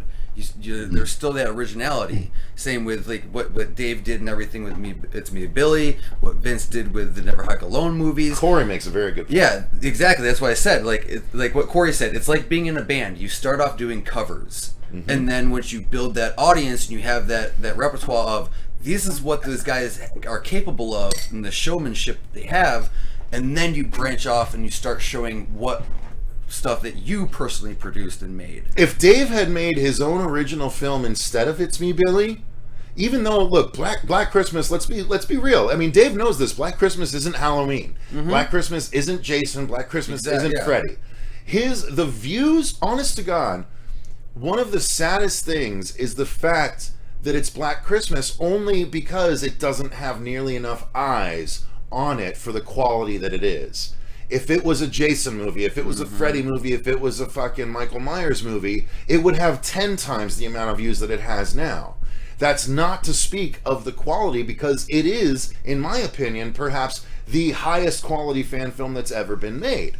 Even above Never Hike Alone, because again, this is the studio, this is the studio stand-in. If a studio made a fan film, this is It's Me, Billy is what it would look like, in my opinion. So, if Dave had made his original film, 10 times less people, I feel, would have seen it. So anyway, that's my thoughts. Dave, you chime in on this. Yeah, well, I mean, I'm not quite sure what was his name again?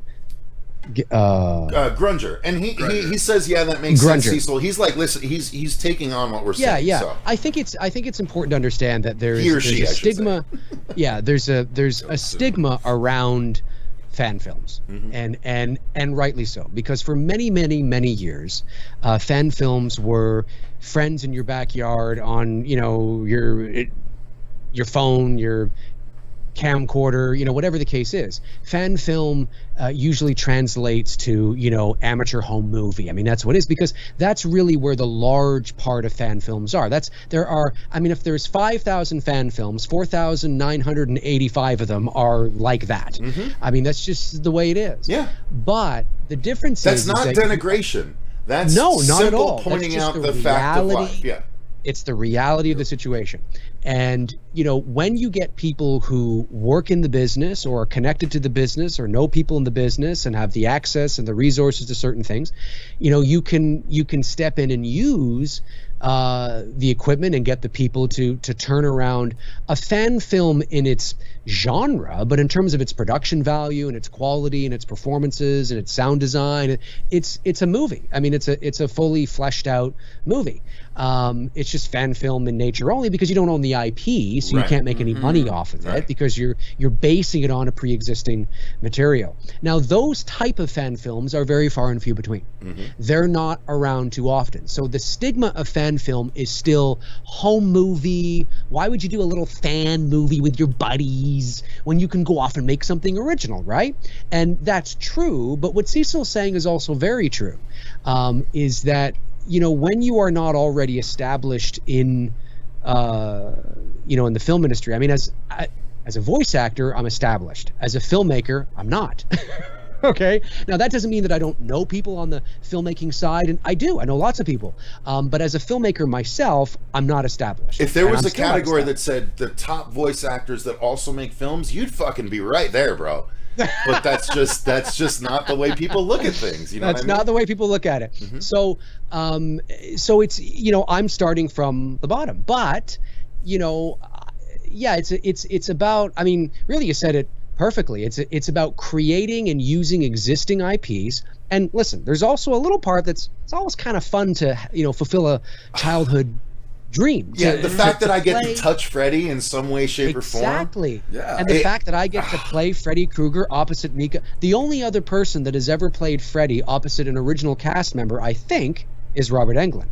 Now, that may or may not be true. I stand to be corrected. The gentleman that played Super Freddy for the one scene against the kid that died in part 5. He was not Robert Englund. He was the big buff guy that they put the. But Freddy. I mean, like outside of the movie. No, you're right. You're right. I had to put that out just for sure. And so that's really cool. I mean, I remember being a kid, and in the mid '80s, and this was, I think, a few years before they made the plastic glove with the mask and the hat. And I've told this before on your channel, where I actually had a winter glove and 4 Bic pens taped to the glove, and I had a top hat. But in my mind, I looked like Freddy fucking Krueger. And I was walking up the road, and I was doing this, like you guys in part 2. I was doing that thing, like in part 2, and I'm walking along, and my friend Johnny Steele, what a great name, he's like a superhero. He lived next door to me. He lived next door to me, and he was like running. And in my mind, like if you had looked at it objectively, you'd be like, there is a fucking 6-year-old with a lethal. He's got 4 pens taped to a winter glove and a top hat. I didn't have a sweater. I'm in my shorts and He-Man shirt, and he's walking up. Yes, could I get the police over here? I mean, but in my mind, I was Freddy Krueger. You jump 35 years later, and I'm tapped to play Freddy opposite an original cast member in a real Freddy Krueger film, real quote unquote, right? Yeah. So, we'd be lying if there wasn't that side that is also fun, to play in that sandbox. We are fans. I can't tell you. Well, we're not denying that, but that doesn't take away from the possible talent that we bring to the table. Oh, absolutely. Well, sure. Sorry, I was just going to say that. It's all you do. And it's also about the again, what people have to understand, what Vince has done with In the Snow, Alone, and what he's about to do with the remainder of the series, because I have no doubt that he's probably like, well, I gotta go all that, which is great. I love to hear that. And what Cecil is doing, and hopefully what we're about to do with whatever, hopefully I'll have more info soon, and is the idea is that these are not. And I don't say this in a braggadocious way. I say this because I think this is the reality that, we're changing the way fan films are perceived. And that's tough because there's already a stigma attached to it. You say fan film to the average person, they think backyard, friends, terrible acting, one shot on a set of sticks. I mean, that's, one master shot for like 10 minutes, you know what I mean? And fair, because that's what they are. Yeah. These are not really fan films. No. Like, they are because we don't own the IP, but like I've mentioned many times, if we wrote a movie called Bob's Diner and it was about some guy named Bob who tore up a diner, we would have gone through the same process. We hired a CSC award-winning DP. You know what I mean? We hired crew that does this on the regular. I mean, our Focus Puller just had a film released on Amazon Prime, and so I mean, these are people that this is what they do. That's why it looks the way it does, is because this is what they do. And to be on that set, it was a small crew, about 17 people, including cast, but I can tell you that because everything was so professionally done and we worked our asses off from day one, we spent 2.5-3 months on the shot list alone. We knew what we were going to do. There were moments when we were on set and there's our DP, our Focus Puller, they're setting up the fucking jib and the crane, jib and track and whatnot. And like, we're standing there and we're watching them work, and they're bringing in a lens. They're bringing in a lens that weighs 30 pounds and its replacement cost is over $100,000. That's just the lens. And they're bringing this shit in, and we're watching this and we're like, this kind of feels like we're making the real sequel to this fucking movie. Yeah. Because for all intents and purposes, like, you kind of are. Because if they were to make a real sequel to Black Christmas, this is what they would have done, just on a larger scale. They would have used, we used the same camera, the Arri Mini. They used the Arri Mini to shoot Halloween Kills. I mean, this is what people have to understand, that it's professional through and through, but it's fan film. We chose, as Cecil has and as Vince has, chose the fan film, the pre-existing exciting IP, because that's what people pay attention to. You know what I mean? And that's what fans pay attention to. And they're like, oh, really? If we had made Bob's Diner, it would have 480 views right now. You know what I mean? And that's why we do this. So although I do understand sort of the idea of what he's saying, is that really what you want to do is, you don't always want to make fan films. You don't want to be locked in a place where you're just making fan films all the time. You want to make original content. I agree with you 100%. But the fan film is used as the catalyst to get eyeballs, because it's pre-existing IP that excite fans, people, and fans are going to share. They're not going to share Bob's Diner. They're going to share all this other stuff that they're excited about. So it's a number of things. We are fans. It's kind of fun to play in that sandbox and to be kind of doing the only Black Christmas sequel there's really ever been at this level, which is pretty surreal in some ways. So it really felt like we were doing it, but we're doing it so we're doing it for the purposes of what we're going through right now. And that's the whole point. So I get what he's saying, but it's not just about making. What Cecil's going to do is not a backyard with your friends, and there's nothing wrong with that, but this is going to be just as professional, just as polished as It's Me, Billy, Never Hike in the Snow, Never Hike Alone. And that's the point. Where do you guys see subgenre only? Sorry, anyways, I know no, you're good. Where do you see Dave in his makeup? Wait till Dave sees Dave in his makeup. Like, we've talked about this numerous times, and I love talking about it every fucking time, to be honest with you, because I'm still super stoked about knowing the excitement between the two of us of what's gonna happen when Dave is finally in that fucking makeup, which I know what the makeup looks like. It's gonna be so fucking cool. It's just gonna be awesome, you guys. And everyone says, okay, thank you for explaining the fan film thing. I appreciate that. I love it. No Cortex problem. Studios, by the way, Alex, he says, quality aside, I feel a lot of them just get the universe more than Hollywood. Or if Hollywood has just given up on the genre, I love that I have that I have to look to the fans to create more for us. And he says... do you want to... Go ahead. Sorry, go ahead. Well, the second part of his thing says, having Miko, in my opinion, gives Dylan's New Nightmare such a connection to call itself a spiritual successor. It's one of the most brilliant things about DNN, I think. And I could not agree more. Awesome. I could not agree. Sorry, Rob, you go ahead. Oh, no. I was actually just commenting off of Cortex, Alex's comment. I'm like, that's actually pretty awesome. Yeah, no, and he's absolutely right. It's the reason why you look at Never Hike Alone, to get Tom Matthews or whatever, and why we reached out to Olivia Hussey. It's not just that it's cool. It brings authenticity to the project. We know that we're working at a level that for which that that they would hopefully and possibly be interested in. Backyard with your friends ain't gonna cut it. And although we didn't hear back from Olivia, we didn't hear the reason why she wasn't in this film, in the first part of the movie anyway, is not because she didn't want to be in it. She may not, the message may not have even got to her. So it's possible that she sees this and goes, oh wait, so my character's a lot. Okay, well, I want to be in this. Yeah, that's entirely possible as well. I'm hoping we have our eyes set on someone having that same thought. Yes, exactly. Yeah. Story comes first, and if Bruce and I had the opportunity to finish it, we obviously, we just couldn't get her for whatever reason, because she's older now too. She's in her 70s, and maybe she has no interest. We would, the story comes first. We would recast. But we would take the same level of detail and approach to recasting her as we did casting her granddaughter, in Victoria Miro, and why she looks so much like her, in a lot of ways. And we would, take that same approach. But yeah, there's fan films, and then there's almost like a different subgenre of fan films that are starting to turn, and they're studio quality level sort of productions that are almost kind of like just sorry. And the thing that I wanted to point out to your buddy is that he's absolutely right. The reason part for that is because studios need to follow a formula generally, and they look for patterns and what works and what doesn't. And the reason why fan films obviously it's kind of self-explanatory, but fan films can be so cool and do so many different things is because you're not tied to the studio breathing down your neck telling you can't do that, and so you can do whatever the hell you want.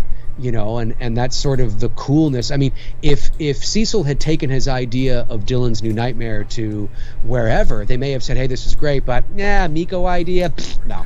You know what I mean? That's entirely possible, Yeah. And but they didn't do that. They didn't do that because he didn't take it there, and he's able to do it on his own. So it's a good point. Yeah, it's a good point. You're able to live sort of fantasy land and create what the fans want. Anyway, I know I never shut up. No, you're good. No, this is all still just giving me more ideas and everything for the project that Cecil and I, well, even Cecil Fuego and I have coming up at the end of the year with our Tremors thing. Yeah, we still have a Tremors short film that we're trying to make, and that would basically be a music video for a song that came out a few years ago. And we were actually location scouting for it just earlier today.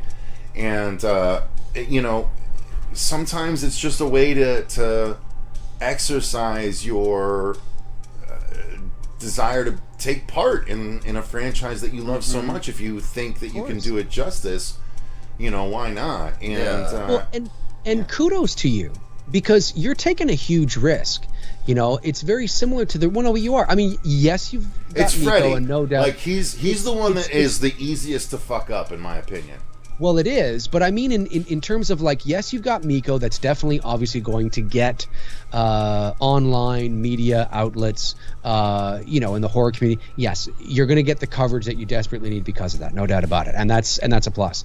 But in terms of the general interest from the support, it's a risk because it's a direct sequel to New Nightmare.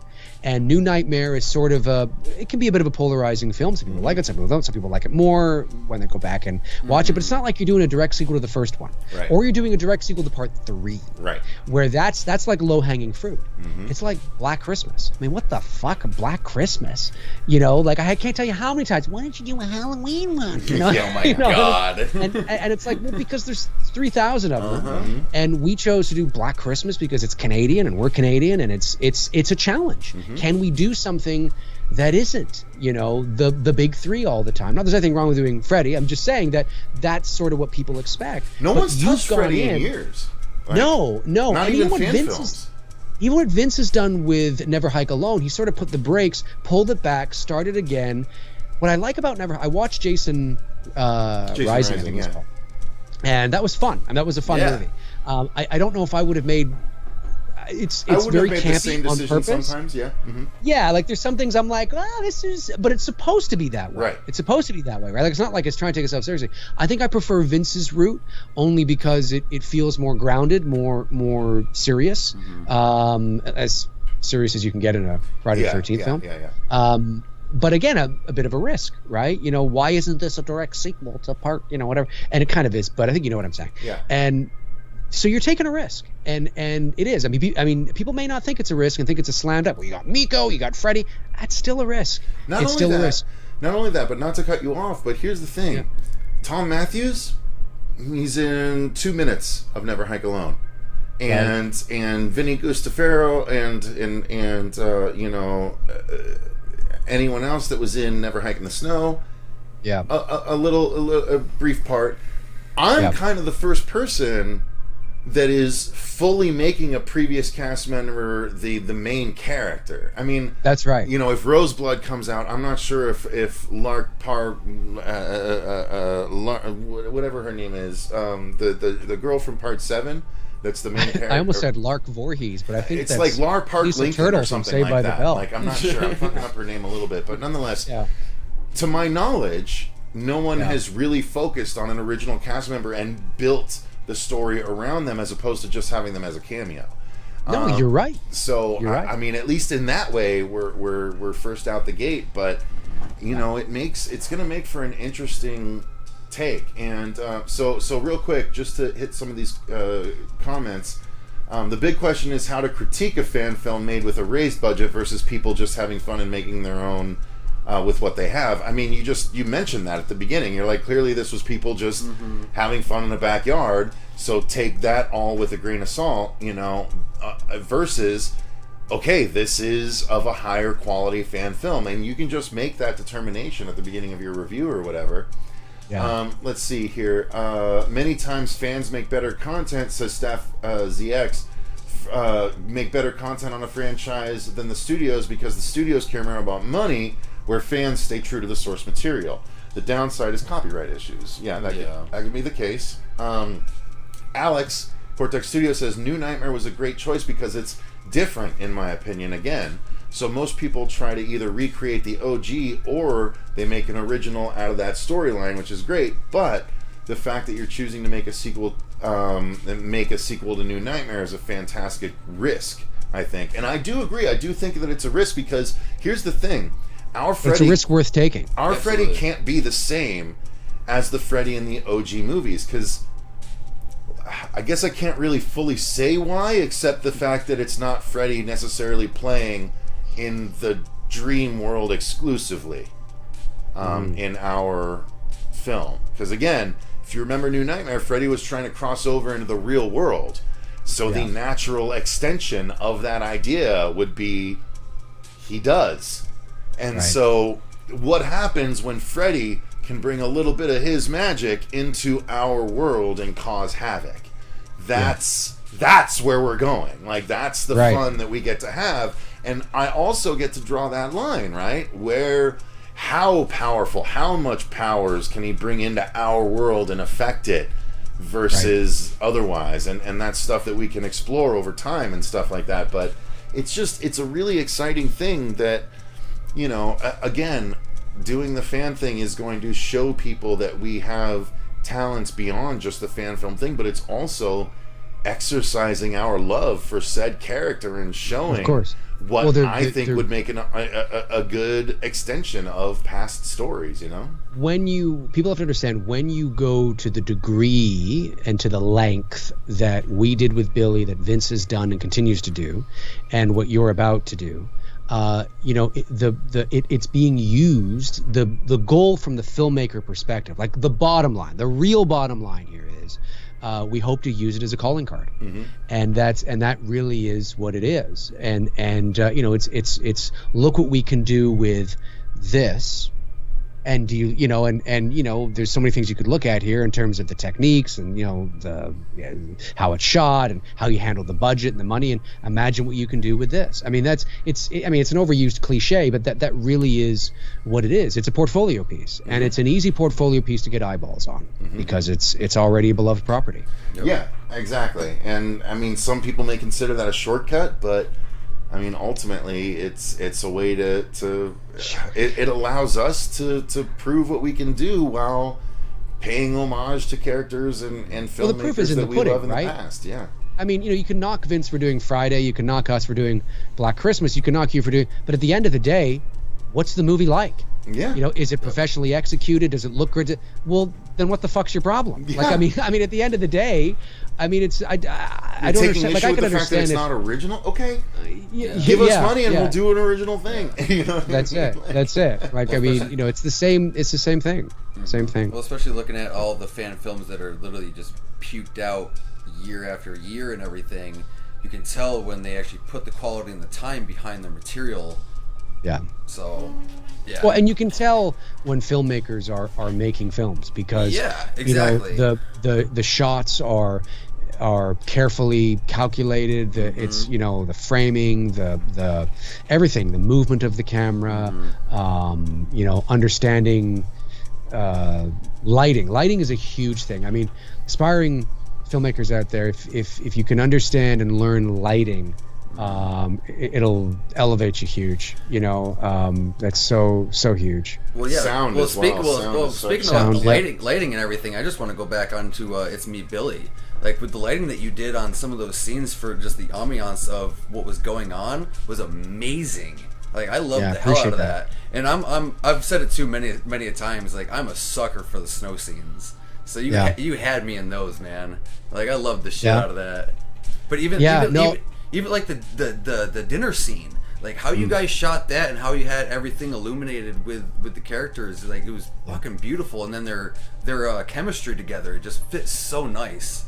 Oh yeah, they're great. I mean, that's a big result of, you know, three girls being great people, but also casting them early. I mean, we cast them in March of 2020. Oh no, we didn't shoot till November, so, and they would have their own Zoom chats over wine and things like that, and get, you know, and talk, and so they really became friends. Good. You know, at the end of the day, so it was really, you know, they weren't just kind of faking it. They're really that giddy with each other. I mean, when we got together a month ago or 3 weeks ago, whatever, when we walked into the restaurant, they're all like, ah, you know what I mean? Like, I mean, they're really those types of people. And so it showed on screen. But that's, I mean, the lighting is I mean, obviously it's myself and Bruce's vision of what we wanted, but shout out to Greg Bennett and Nikita and Naz, who was our gaffer, our key grip. Nikita was our gaffer, and our whole team. I mean, they just did an amazing job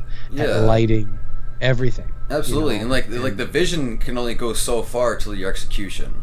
And and it was executed beautifully. Like I still go back and everything. I'll rewatch some of those scenes just for that lighting, especially for like some of the stuff like in the trailer for DNN. Just kind of going back off of that, it's like, dude, this stuff is really nicely done.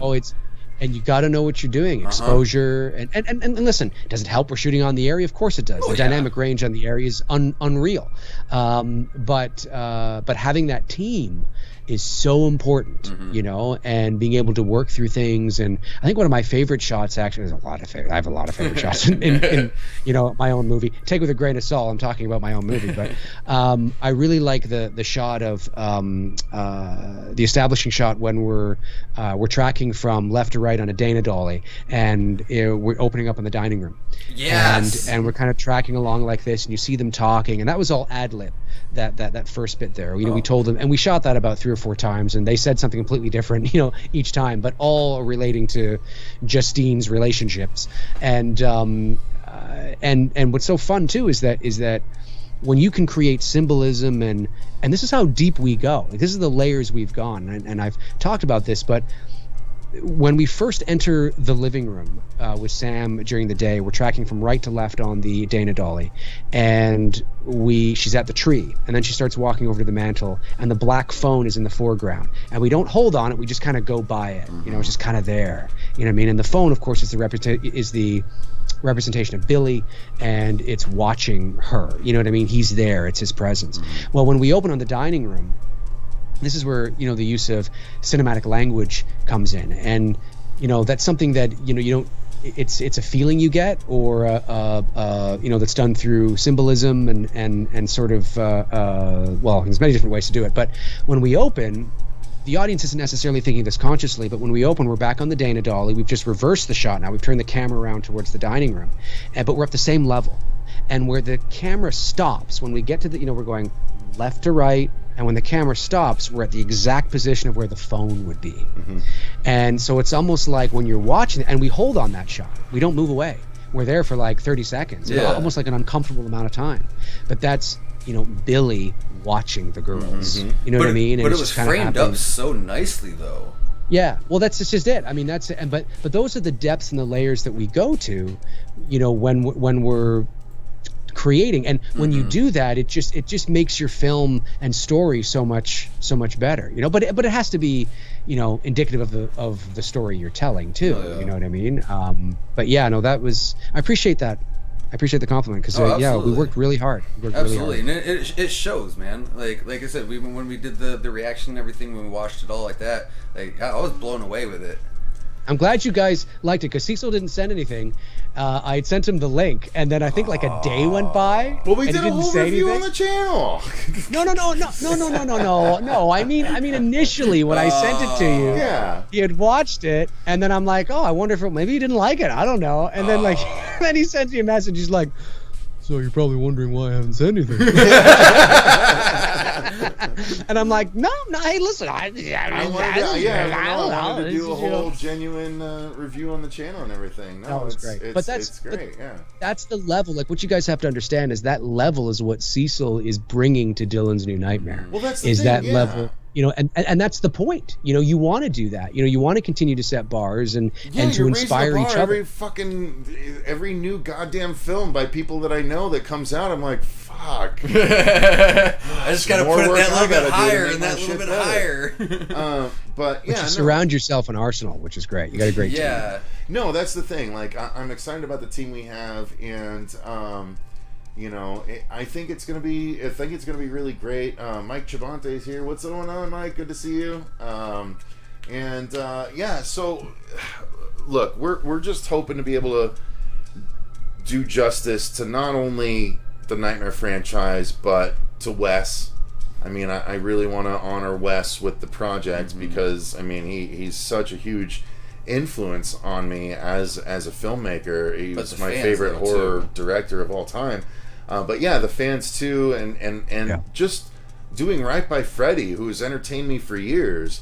But I want to make him scary and stuff. Like, all that stuff is just really exciting. And goddamn, if we can just get this goddamn thing shot. And there's pressure. I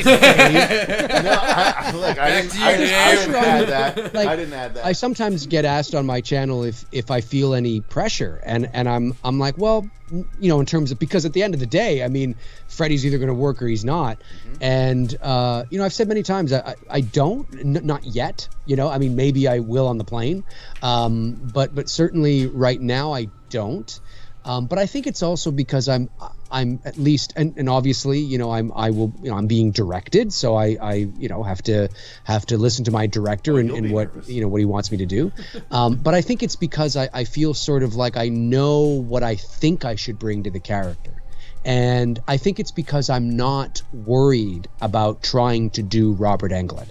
If I was trying to do a Robert Englund impression, which, I mean, I could probably do a serviceable job, that I would probably be more nervous, because then it's like, well, people are going to see that it's not Robert, But I don't think that's what I have to do. I just have to be Freddy. And then it's up to my team around me to make me look and feel like I have the presence that's needed. And you will, especially with the stuff that I thought of the other day. Great. But I think that's why, is that I don't feel any sort of pressure, is that I just got to go out and do my thing, do what I was hired to do. Yeah, it's going to be awesome.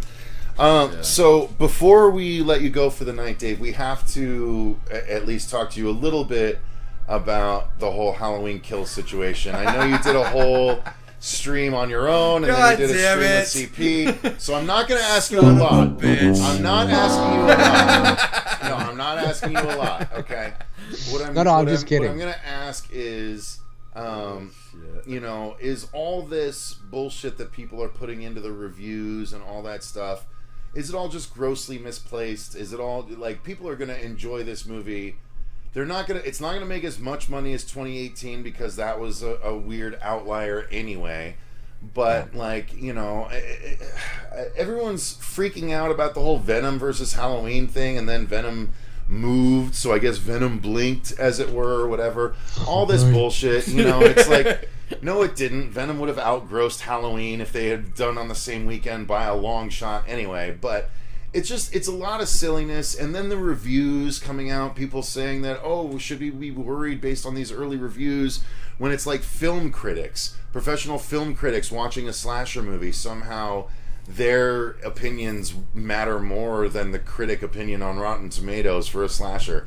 It felt all silly to me, which is why we never ended up doing a whole video on it. But you being... No, you leave that shit to me. Yep. You being the Halloween guy. We're just going to wait till Dave gets here. And again, forgive me, I didn't watch your entire stream with CP, and I didn't get a chance to watch your whole video. So that's why I'm saying just briefly. Oh, okay, yeah, because I need to watch every CP stream, apparently.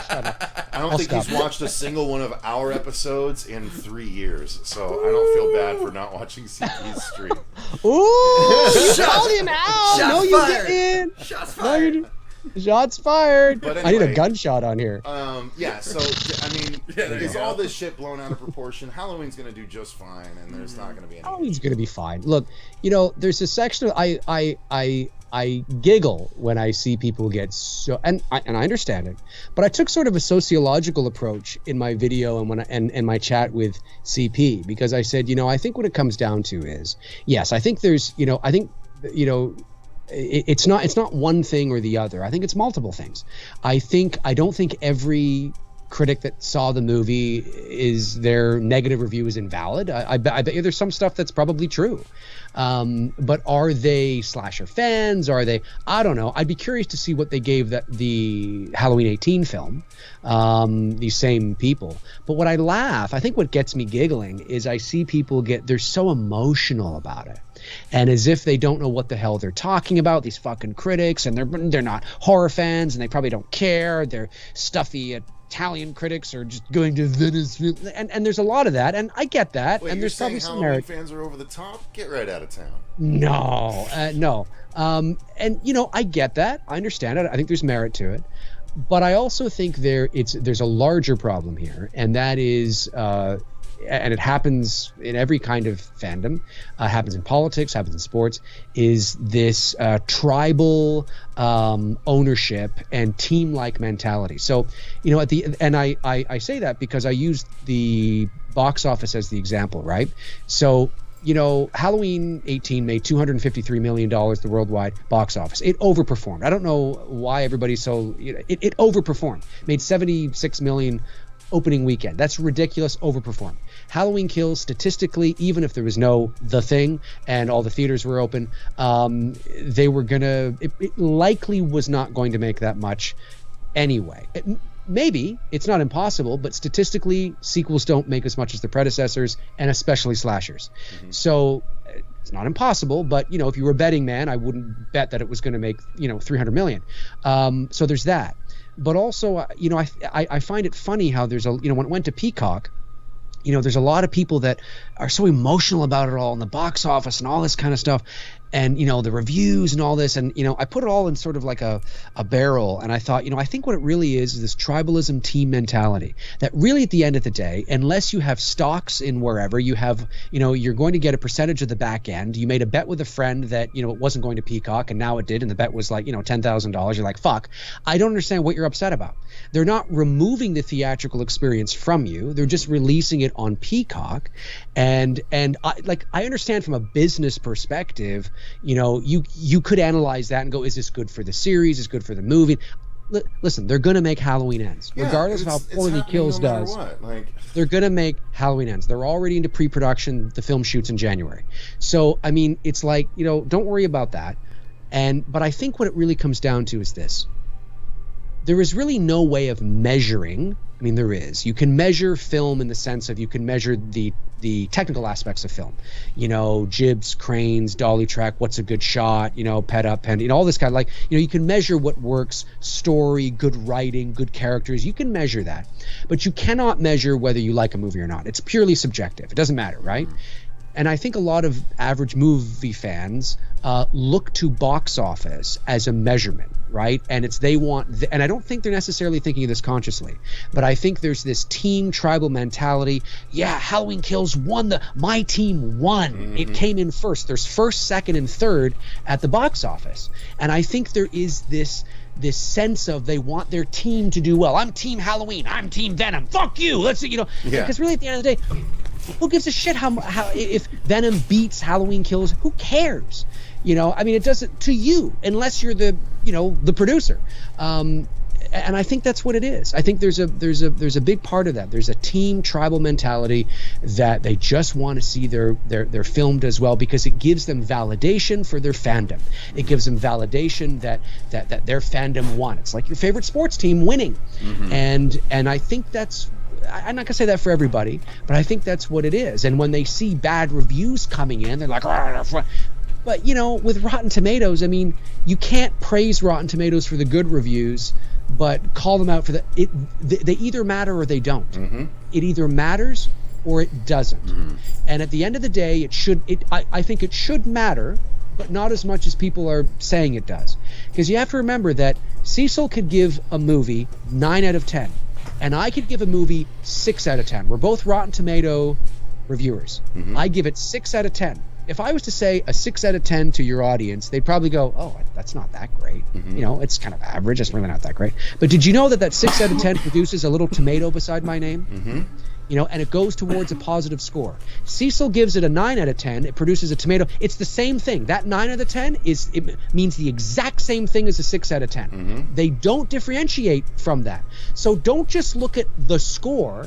Look at the individual reviews. Mm-hmm. Read the individual reviews if you are so hung up on what people are saying, because there could be a lot of things I didn't like that Cecil liked, but we both gave it a positive review. Yep. So you can't just look at the overall score, and that's why it should be sort of a general kind of thing. I know I'm talking a lot, but I'm getting to the end. So there should be this general kind of thing, like the sun. You just kind of glance at it. You get a sense of it. You don't stare at it. You just get a sense. What is it? The sun? Oh, okay, that's kind of cool. Whatever. And then you just go make up your own mind. Don't put so much stock into it. And so, yeah, there's a number of factors. I think there's a number of things that are happening with fans and with fandom, and especially with Halloween fans, is that, because it wouldn't have mattered. I mean, it wouldn't have mattered if it was Venice or if it was TIFF. Mm-hmm. If 3 years ago at TIFF, if the reviews were bad, it would have been the same thing. What the fuck do they know? Slasher fucking right or whatever it is. It's the same. You see it because they feel like their fandom and their horror fandom is being attacked. Well, what do they know? Well, how do you know? Exactly. They might know. You haven't seen it yet. You know what I mean? Yeah, well, they're talking about it's got too many kills. Maybe it does. Mm-hmm. Maybe it does. Maybe by the end of the movie, you'll go, well, geez, that kind of was kind of cool. I mean, I like kills, but geez, that was who knows? You don't know. Mm-hmm. You know what I mean? I mean, chances are you won't. But so I think we just got to calm down, and I think we got to just relax and understand sort of the nature of fandom of where we're in. I giggle, man. I do, Cecil. I giggle when I see such emotional stakes, but I think it is really at the end of the day, the root of it is this this proof of validation for their fandom. It can't mean something when the critics like it, but it means nothing when they don't like it. Mm-hmm. No, it either means something or it doesn't, good or bad, right or wrong. Mm-hmm. I agree. So, one thing I want to address real quick is something that Seth Miller in the chat. No. I just want to address this. Shut up, Dave. No. You're good. No, I brought up. Look, I wanted all of those thoughts on Halloween. I'm gonna say shit. He's already what? You're at like what, midnight over there? 1 o'clock? Yeah, it's pretty late. Where 12:57. I'm ready to go. Let's go, baby. Let's go. 1 o'clock. You know. But anyway, so Seth said, "Well, Freddy in New Nightmare was." So he said earlier, Freddy in New Nightmare is different than Freddy from the OG series. He was just a demon who formed as Freddy. Okay, hang on. He said, you have to be the demon pretending to be Freddy. Isn't that the thing with the New Nightmare version? He's not really Freddy, just a different entity who takes the form of Freddy after the series came to an end. No, wrong, Seth. So Wes Craven himself explains in New Nightmare that this demon has always been Freddy. This is an entity of evil that was captured and kept from spreading amongst society via the Nightmare on Elm Street films. Every new Nightmare on Elm Street film captured this demon in Freddy form. And so every new movie kept the demon from escaping. Wes says this. It kept the demon from spreading. Every time we made a new movie, it kept the genie in the bottle, is how he plays it. And so the demon Freddy in New Nightmare is the original Freddy, is the Freddy from part 2, is the Freddy from part 3, 4, 5, and yes, even Freddy's Dead. He says that this entity has taken to the form of Freddy. He likes being Freddy now. After all of these years and all of these incarnations, he likes being Freddy. The demon in New Nightmare has always been Freddy. It's not just a demon that acquired Freddy's face. This has always been that guy. This is just the most primordial form of Freddy, right? This is what Freddy was years before Freddy was a thing. Years before Wes had come up with Freddy in order to bottle the demon. So and correct me if I'm wrong, but in New Nightmare, his thought was, in order to keep him bottled up, I got to make another movie. Yes, that was the whole point. And he even sends in the script a note. He's like, "Thank you for being willing to play Nancy one more time." Yeah, because that's how we keep the demon bottled up. Here's the thing: after that, we had Freddy versus Jason after that, but beyond that, the demon's been loose. Like the nothing. He's not bottled up anymore. So that's the point. Like what happened at the end of New Nightmare screwed up the bottling process. It made the entity super weak. But now there's no more bottle, right? There's no new movie being made. Our film takes place in our reality. So it's not really a film per se that's capturing. Not that I'm revealing where the entire story goes. Careful. Because, again, this is just one part. But we don't know what's going to happen, and this is an extension of that story. And this entity has been all of these different versions of Freddy. So that's what's going to make sense about our look. There's going to be aspects of different Freddy looks throughout the years, but he's going to be our Freddy. But it is the entity. It is... Freddy was always the entity. The entity was always Freddy. So they are not different things to me. And I think that's the way to approach it. That's a great explanation. That's a great explanation. And it gets me more excited to step into that role because, you know, I'm playing him in his, at you know, the very sort of, primal, the raw essence of the character you see in the movies. Yeah. You know? He doesn't have time for jokes anymore. He just wants to fuck shit up. Like, that's the thing. And he finally has possibly a new playground to do so. So that's what's exciting about our story. So anyway, I just wanted to address that. Dave, I think that's as good a place to call your edition here as any. I don't want to take up too much of your time. I know it's getting late out there. No, this was originally okay. just supposed to be us reacting to like weird horror videos on the internet. We haven't Dude, reacted to a single video yet. Listen, it's your show, but if you wanted to continue doing what you're doing and have me join in, I'm more than welcome. Are you Like, okay? I don't Because want I to. was just gonna look up like this. The scariest horror videos and just take a look and see like is it just really stupid shit or not. Well, listen, let's fucking do it. All right. So look, Dave's getting comfortable. He's like, I'm getting comfortable. Okay, Yeah, so do me a you favor. just show I on have the to do road. 2 things. One, I have Take to a shit. No, I have to go. I do have to go take pee a shit though. and take a shot. I have to go pee. I want to grab some vodka. Do you want me to bring you another beer? Yeah, grab me a beer, please. Okay, I and think then there's only I a couple actually seconds did left. create a thing where it's got both of squares for both of us plus what we're going to be reacting to. So I can put great. that together afterwards as well. Okay, great. So yeah, I'll just I'll find a link and I'll send it to you on Facebook, and we can both click and start the link and just pause it as we go along and just talk about Wonderful. some funny shit. You and Robert talk in the meantime. I appreciate this, Dave. Thank you. Yeah, no problem. No problem at all. It's good fun. Good fun. Absolutely. All right, you want me to bring you beer? Yeah. A couple of them. Yeah, I think there's honestly, I think there's just those seckies left. I think I drank the rest of the That's Rolling fine. Rocks. I'll bring you some. I'll All right. bring you the dose. Chat room. Yeah, give me some booze. Yeah, I know. I'm the same. I need a refresher. I got to pee so bad. Oh my god. Alrighty. Mr. Robert, as an actor, should be harder to pressure. I like my slasher films like a good Rambo movie. Yeah. 100% 100 kills. plus kills. Well, then I mean he might like Halloween Kills. So. Yeah. And honestly, that's the thing. Is like I'm not a huge Michael Myers fan, but I did enjoy the 2018 film a lot. Right. So it's like I'm fairly excited for the newer one, especially if they do give us a little bit more of the brutality and the kills that they're talking about. Well, I can tell you, I haven't seen it, but I have read the script, Okay. and I know a couple of people that have seen it, and I can tell you that it is balls. This isn't a spoiler because it's kind of out there now. Balls to the wall carnage. Cool. You're going to like gore, kills beyond belief.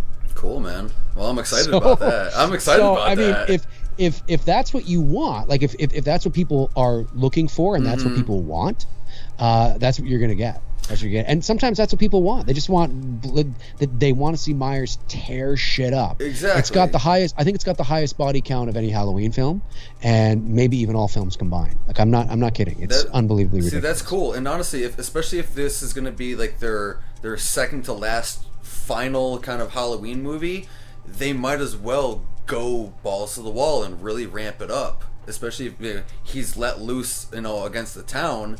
The town's finally coming against him from what it's looking like on the trailers. Yep. I think this is going to be really cool. I hope people will enjoy it from what it's looking. I think so. I mean, Halloween purists like me. I mean, I didn't enjoy the 18 film as much as I wanted to. Okay. I thought it was a very good. Like I thought it's a very well made film. There's nothing wrong with it, in terms of that. I thought it was a very good modern day sort of slasher movie, but I didn't think it was a very good Halloween movie. Okay. But then again, as a Halloween fan, right, I'm looking at it from maybe a different perspective than the average person, or the average fan, perhaps. But I'm expecting, from what I know about Halloween Kills, I'm not expecting to.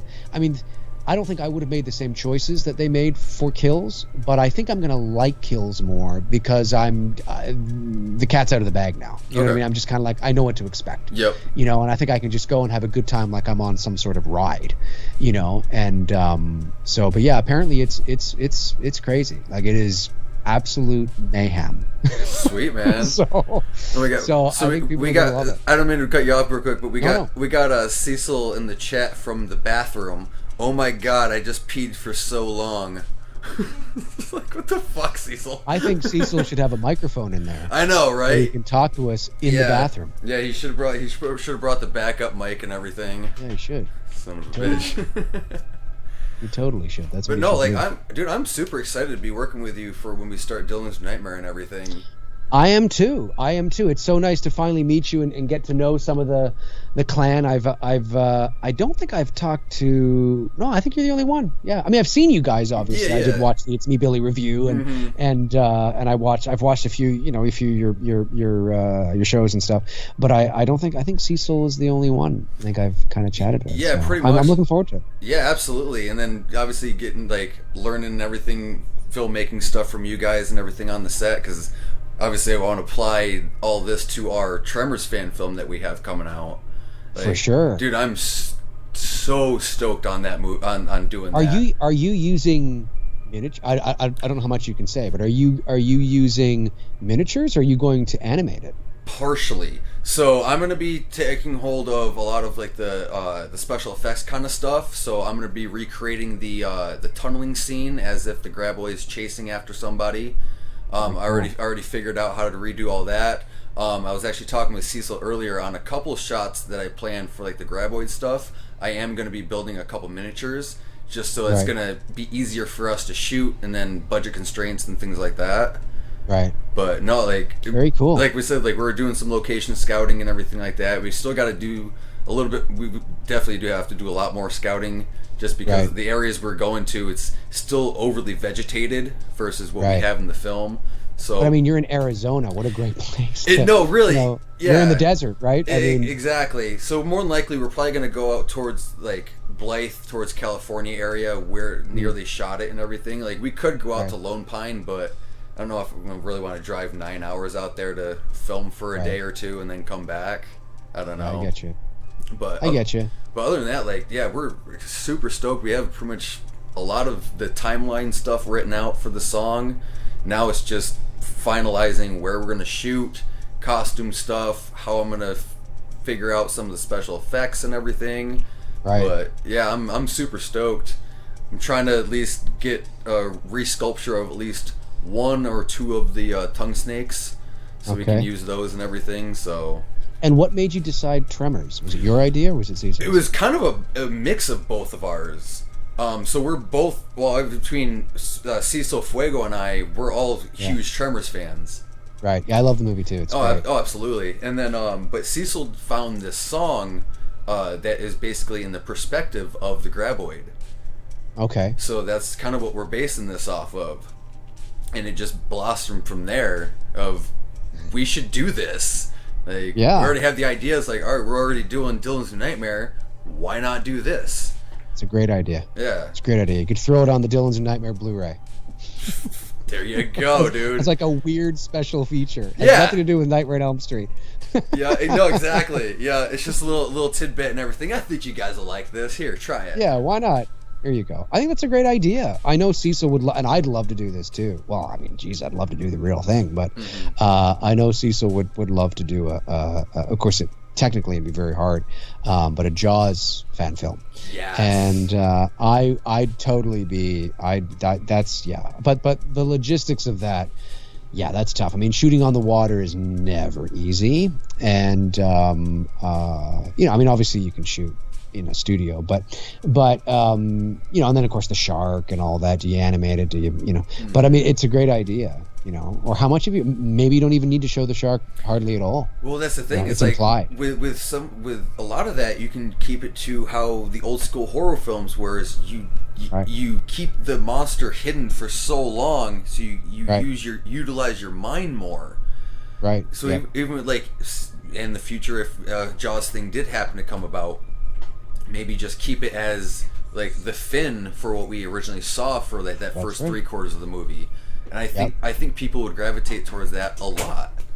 Yeah, agreed. I'm back. Oh, you're back. It's back. I'm back. And he's brought a lot of gifts. He came packing. Sweet beer. Oh, shit. By the end, you're gonna go. Bam. I know. Bottle opener. I have All these people that are in your chat room right now must be people on the West Coast. Possibly. Well, I know I know Seth. Is anybody on the East Coast here? Are they on my time? Seth Miller is. He's a Vermonter. Oh, okay. So he's is Vermont? Yeah, Vermont would be Eastern time. Yep. For those of you that may not be familiar with where I am, I'm in Toronto. Oh yes. All right. So. Toronto. Howdy do, horror fan Mike. Welcome to the chat. So Dave, regarding the Tremors thing, what happened was this song came out, and I'm gonna play the song for you guys now. I hope we don't get claimed. I mean, whatever, the whole stream will get claimed, but I don't care. I don't make a ton of money from these streams anyway. But if it doesn't get blocked, great. If it gets blocked, I'll just cut it out. But would you like to pull up the song so you can hear it as well? I think Oh, whoops, sorry. you might hear it back to you, but maybe Oh, really? not. I don't think I would. I don't. Play something. Let's see. Okay, 1 second. Hang on a sec here. Shameless plug. I'll start playing Staff that. CX is on the East Coast as well. Oh, shit, we got some people from Australia here. Josh Wyatt, how do you do, good sir? What up, Josh? Oh, wow, an Australian? Hell yeah. Hell yeah, dude. That's dope. I hope you guys are. I hope you're doing okay over there. I know shit's looking kind of crazy. Yeah, that's true. Like, All right. Shameless plug. Here's some of the Billy trailer. do it. Yeah, we don't hear shit. You don't hear shit right now? Nope. Great. Nope. Perfect. We're primo. Okay, perfect. All right, so let me pull up the song and let me make the new thing. So guys, bear with me just a second. I'm gonna have to pop to a different thing and make a new background real quick for us. So, All right. Dave. Well, while you do that, I'm just going to go to the washroom. all right, do your thing. Okay. Delete that. Oh shit, Chris Muller, Buffalo, New York. Hell yeah, dude. I'm an upstate New Yorker originally. Go. Bring that down.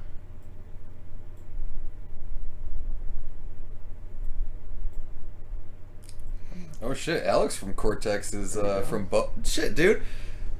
How many people here from New York? Come on, let's represent the back home. Come on. Don't laugh at me. You shut your face, Cecil. Represent back home. Hell yeah, dude.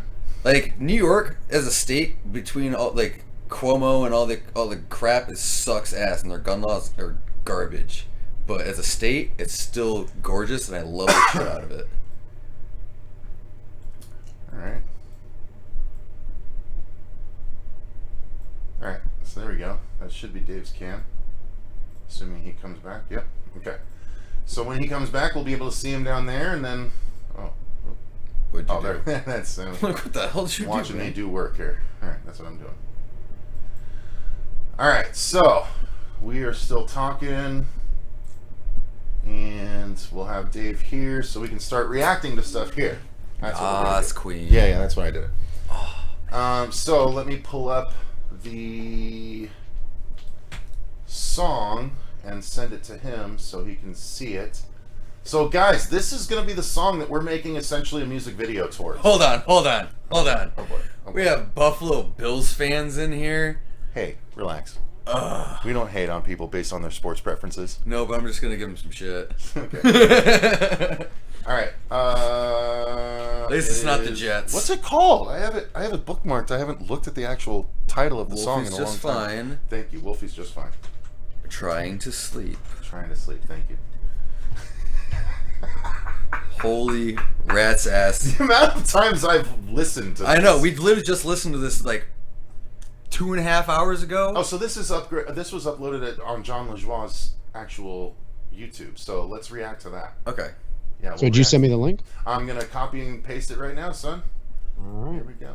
So John LaJoie is a guy that actually has a lot of musical talent, and he put some time into some silly stuff, and this is one of his side projects. It's called Wolfie's Just Fine.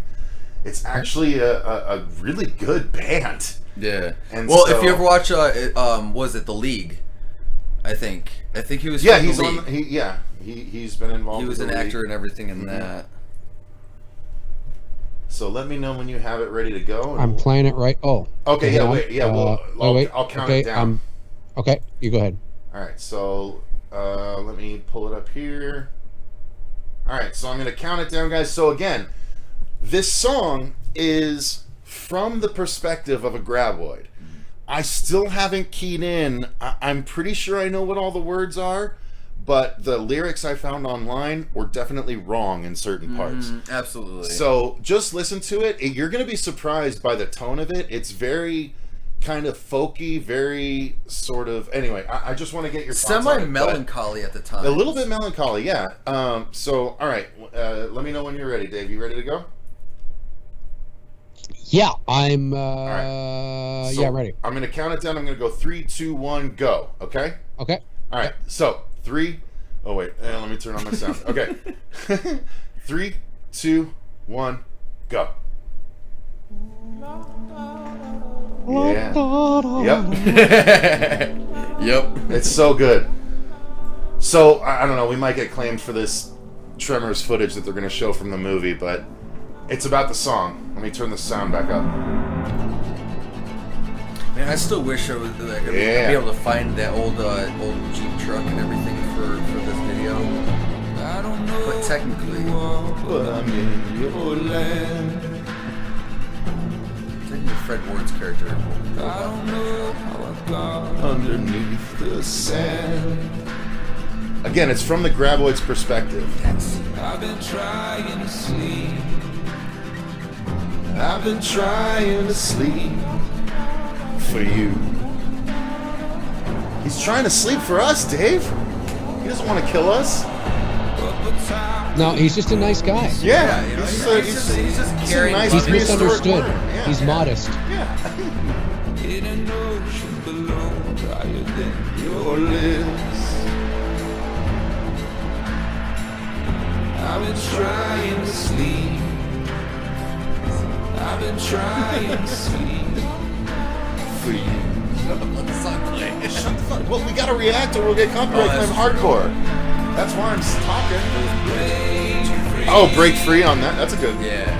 Well, that's what I was kind of talking with Dave earlier about the recreations of the miniatures and everything. That's kind of part of the scene that I want to recreate. face me. This scene right here, I'm Yeah. so fucking excited about. Yeah, we have a lot of homages to this original movie, Dave, that are going to be a lot of fun if we can really pull it off. It's a good song. It's well Yeah, put dude, together. I love that chorus. It's like, I will not starve for you. Yeah. Many times you were spared, oh I did my best. I'm not looking at that. Can your audience hear the song? too? Yeah, they should be able to, yeah. You guys are hearing this, right? Me with your stare. You guys have to be able to hear this because it's going through our... Yeah, I was okay. trying to sleep. Guys, what do you think of this song? It's dope, right? If you guys haven't It is heard a it good and song. everything before, For you. You don't, like, it doesn't immediately scream Tremors, but when you think about it, like, it's kind of a cool idea. Yeah. In the morning when we see the light that's what is the other thing I gone. was thinking about is Well, we'll talk about that after. I will follow your feet, please. I will not starve for you, motherfucker. I love the practical effects. Under perfection I roam. Great. If they remade this movie today, they would put all this. it would be Now, I've never watched any of the sequels. Are any of them good? really. Two is awesome. Yeah, you Two is a lot of fun. definitely need to watch Tremors 2. Actually, I like 4 too. 4 is a prequel set in the Old West, and that's actually a lot of fun. I tried to sleep for you! Face me. I love this song. With I the feel bad for him. With the Tremors movies, Dave, I would go up to 4 and then stop there. And then actually watch. How many of them are there? No, you could watch 5. 5 was just Kennedy was fun too. Five wasn't bad. Yeah. I think there's There's 7. 7. Well, Jesus. 7, but There's also 7 in a TV series on Sci-Fi Channel. Yeah, but the TV series on the Sci-Fi Channel was solid. All right, so that was the song. So, Dave, your immediate reaction to it, please. I love the song. I think it's great. Dope, Like, right? I just love, like, forget what he's singing about. You know, you don't have to, you know, if you didn't know that this was for Tremors, you would think that it could be about almost anything. Like, you know, your own mind could relate it to almost anything. In my opinion, and I love the sound, the melody, the sound of the song. For somebody like me, that's just as important, if not more important, than any lyrics. Is the sound, the way it makes me feel when I listen to it, the chorus. And I think it's a great song. Period. So the idea of what we're planning to do is, here's the thing: if you look at Kevin Bacon and the original Tremors, and you look at Fuego, if you shaved Fuego, threw a cowboy hat on him and some denim, dude, he is a young Val McKee. So we're gonna have Fuego playing Val, where his truck breaks down in the desert and a graboid tries to get him. Meanwhile, I'm gonna be on a boulder in the middle of the desert singing this song to cut to, right? So I'm gonna be singing to cut to, and he's gonna have to try and get away from this graboid, and he's gonna see me on the rock. He's gonna run for the rock, and so when he gets on the rock, I'm gonna get taken by the graboid, and he's gonna be left on the rock by himself to end the song. I love it. I love it, dude. It's so much fun. So like, it's gonna be like an old school MTV music video, right? Where it's someone singing while the story's being told, but then we're gonna cross them over, and it's gonna be fucking dope as hell. And Fuego literally looks like a young Val Kilmer with that long hair. I already have the wardrobe. Kevin Bacon, not Val Kilmer. What did I say? Val Kilmer, Kevin Bacon, Valentine. Val McKee, and are you gonna get Kevin Bacon? I mixed Kevin those up. Bacon? Are you going to get a Kevin Bacon original Friday the 13th cock shot? Like he's standing on the. He's just standing out taking a piss. We certainly could. Your audience is probably like, "What the fuck are you talking about?" We'll see Fuego's dick. But full on, no apologies. Exactly. No, it's just hanging right there, and it's Here's your huge. tongue snake hanging fuckers. brain, baby. It's huge. It's gigantic. It's like the cockpit for Boogie Nights. Yeah, there you go. Oh, it's huge. Huge. So yeah, Right at the chorus where you're just belting it out. Yeah. So around a lot of it is going to be slow motion, right? It's a lot of Fuego running in slow motion from the graboid, and our plan is to dig a trench and actually do a shot of the graboid busting through the dirt and stuff like that. I was briefly talking with Dave about that when you were down the stairs. Yeah, I was listening. Yeah. Oh, yeah. I forgot. Yeah, because you made you're pissing in the your so long piss comment. Yeah. That was a long pee. I'm sure it was. We drank a lot of liquids. I could hear it from here. Yeah, I know. All right, so that's our idea for our Tremors fan film. Yeah. I mean, it's essentially we're just making a music video to this song, but I think it's going to be because we're going to time it out exactly how it should go, beat for beat, with the beats of the music, and practical it's going to be effects. and practical effects. It's just going to be fucking dope, dude. Like it's one of the things that we have our sights set on, but it's something that likely won't be done until next year. But we're working on it. Like I said, we've now taken 2 separate days to drive a couple of hours out different directions, because we're in Arizona, and the Tremors was technically filmed 8 hours from where we are right now. So we either find somewhere nearby in Arizona that can double, or we just drive the 8 hours and film in the original location, which is seeming like what we may do, except that God, that's a long ass drive. So it's like it's like a 4-day weekend trip that we're gonna need to do. But I was telling you earlier, it's the nostalgia, but the continuity of it. Yeah. Right. Well, and I can see Cecil sitting on that rock, belting out. Yeah. Now you're lip syncing to the song, right? Of course. Yeah, Obviously, yeah. You're not actually singing the song. I can totally. You look like a guy that, like, you know what I mean? You're singing that. You're just belting it out. Yeah, Look at Dave. Look at the camera. I'll be like, under perfection I roam. Yes, that's what I'm talking about. As you protected your home. Yes. Yeah, no, I'm all about it, dude. Because we're gonna throw him in. I'm so excited about it, to be honest with you. Oh, absolutely. We're gonna throw him in my black duster and everything like that, so it's that Western look and everything. Our plan, like, again, if we had enough money, I plan to make 2 graboid snakes. The snakes that come out of the mouth.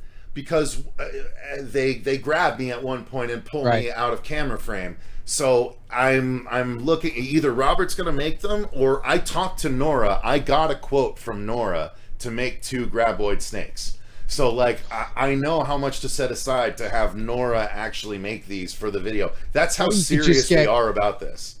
You could get me and Vince to dress up in big costumes and we just wiggle along. I am all about I just see that. Dave, Oh my Dave God. on my back going, Slither. I know, yeah. That's what he does. He just comes up, he's like, I'm a snake. Listen, Hey man, what's going on? I'm a deadly My- snake. I'm gonna get you. Mind if I bite you a little bit? You got a nice rough roast So there. what we'll do is we'll dig a little hole that you can pop out of and be like, hey man. Yeah. yeah. I'll be a gopher. Yeah. Hey man, I'm one of those Arizona gophers, you know what I'm saying? No, we'll have you Jump, be a jump. snake in the mouth. You'll just be like, hey, anything my graboid body can eat over here? Yeah, right? That's right. I want to fucking bite some shit right now, man. Come on. All right, Dave. So Oh, here's what I want to do shit. now. Let's look up. I'm gonna look up something, and I'm gonna look up on YouTube like Epic the fails. scariest. No, the scariest. Yes, I love the those. scariest videos on the internet, and I'll look up Scariest the scariest videos on the videos internet. compilation, and We'll be the judge of we'll that. give it a try. Exactly what I'm thinking about. Right, Biden. right. All right. So Filmmaking scariest fails. videos No. on the internet. All right. Yeah, you just send it to me when you're ready. This will be fun. All for right, all so 450. so here's one right at the top of the list. I don't know how Okay. this is going to go, but it's top 10 scariest videos on the internet you shouldn't watch alone. From 2 Okay. years ago, it's got 685,000 views. I'm Or alone. He's like, well, I'm alone. or there's a video that's 20 minutes. Obviously, we don't have to watch the whole thing, but it's got 9 million views from 8 years ago, saying the scariest videos on the internet. Well, views doesn't necessarily mean anything. Exactly. So All right, let's do. Well, let's do the there's top a 10 million from a year ago. Oh, that's Jacksepticeye though. I don't know who That's the hell why. that is. He's someone I watch. It's cool. Okay. All right. Let me go ahead and send you the link to. All right, let's just do the one from 2 years ago. The top 10 scariest videos on the internet you shouldn't watch alone. So I'm gonna copy and send you the link. Okay. Well, Okay. all right. So one of these I already know we've seen, but still, these are gonna be good to react to. I haven't seen it. You haven't? That's the original Lights Out. You haven't seen the movie Oh, that the I've- Lights Out I've was seen based it. on? No. Okay. Oh, fuck if I know. All right, so I think that's the first one, Dave. So look, some of these we may have seen before, but here's what I'm reacting seen to. that. I'm not all fancy pants like you guys, you know. Just sent you the link via Facebook. all right. Oh, the original Lights Out. Yeah. Oh, they've like cut right into it. Yeah, so it just like starts. So all right, so I'm gonna make it bigger, and then we can start it at the what she same said. time. And then if either of us wants to pause, we can. All right. Oh, right after it, there's a guy talking, and he's doing his whole. Oh, is It's there? really kind of just a guy talking. Oh, okay, never mind. Nope, that's Yeah. we don't want that. You're right. You're right. Good call. I want this fucking loser. What's his name? Landon. Get the fuck out of here, Landon. What a fucking mook. All right, let me see if Hey! I can shoot this one. Everything's All right, just so sexy. this one from 8 years ago with almost 10 million views. That doesn't All appear right. to have someone doing it, so let's do that one instead. All right. I'm Yeah, going a to sec send you here. that link. There you go. Okay. Oh yeah, there it is. Seth Miller's like, please tell me you're doing Tremors, Revenge of Melvin. Melvin. The scariest videos on the internet. Melvin came back in the TV series, Yeah, I know. actually. Yeah, he came back All in right, a couple I'm of ready. movies as well. All right, so we are as well. So all right, so in 3, 2, 1, we'll count. We'll do it. All right, 3, 2, 1, go. Ready? Okay. 3, 2, 1, go.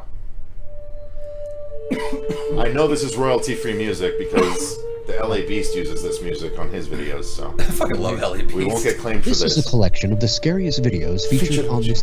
Oh, turn the lights off. Put your headphones on and enjoy the video. See, this is why you have a professional voice actor. Yeah, I know, right? Civil War Ghost, United States. Dude, I'm just gonna listen to you. Do I this, know, dude. right? Here we have a really shitty quality video. When trying to trick your audience, you always shoot in 340p. Or whatever. Yeah, exactly. It's like this turned into like a 3 a.m. infomercial about filmmaking. What the fuck is this? Dude, I love Dave's commentary. Oh, honestly. That absolutely. professional Firefights fucking- caved in or something. This is just. dope. Yeah. Alright, so we're in here. Can't see Well, shit. that's the thing. This is a 20-minute video, so we don't know how long each individual thing is going to be. Oops. Right. you do. I'm fixing it. You son of a I'm bitch. fixing it. I do like the, you know, I mean, I remember when I was in my second year of college, investigating an abandoned house and ghosts and all that kind of stuff. So I mean, I definitely like it. It brings back a lot of memories to see them in an old location. Yeah. So. Well, it's actually funny you bring that up, Dave. Cecil Fuego and I last week were actually talking about doing like a little haunted tour road trip across like Arizona and then like California and Nevada. That's cool. I'm actually very familiar with EVP.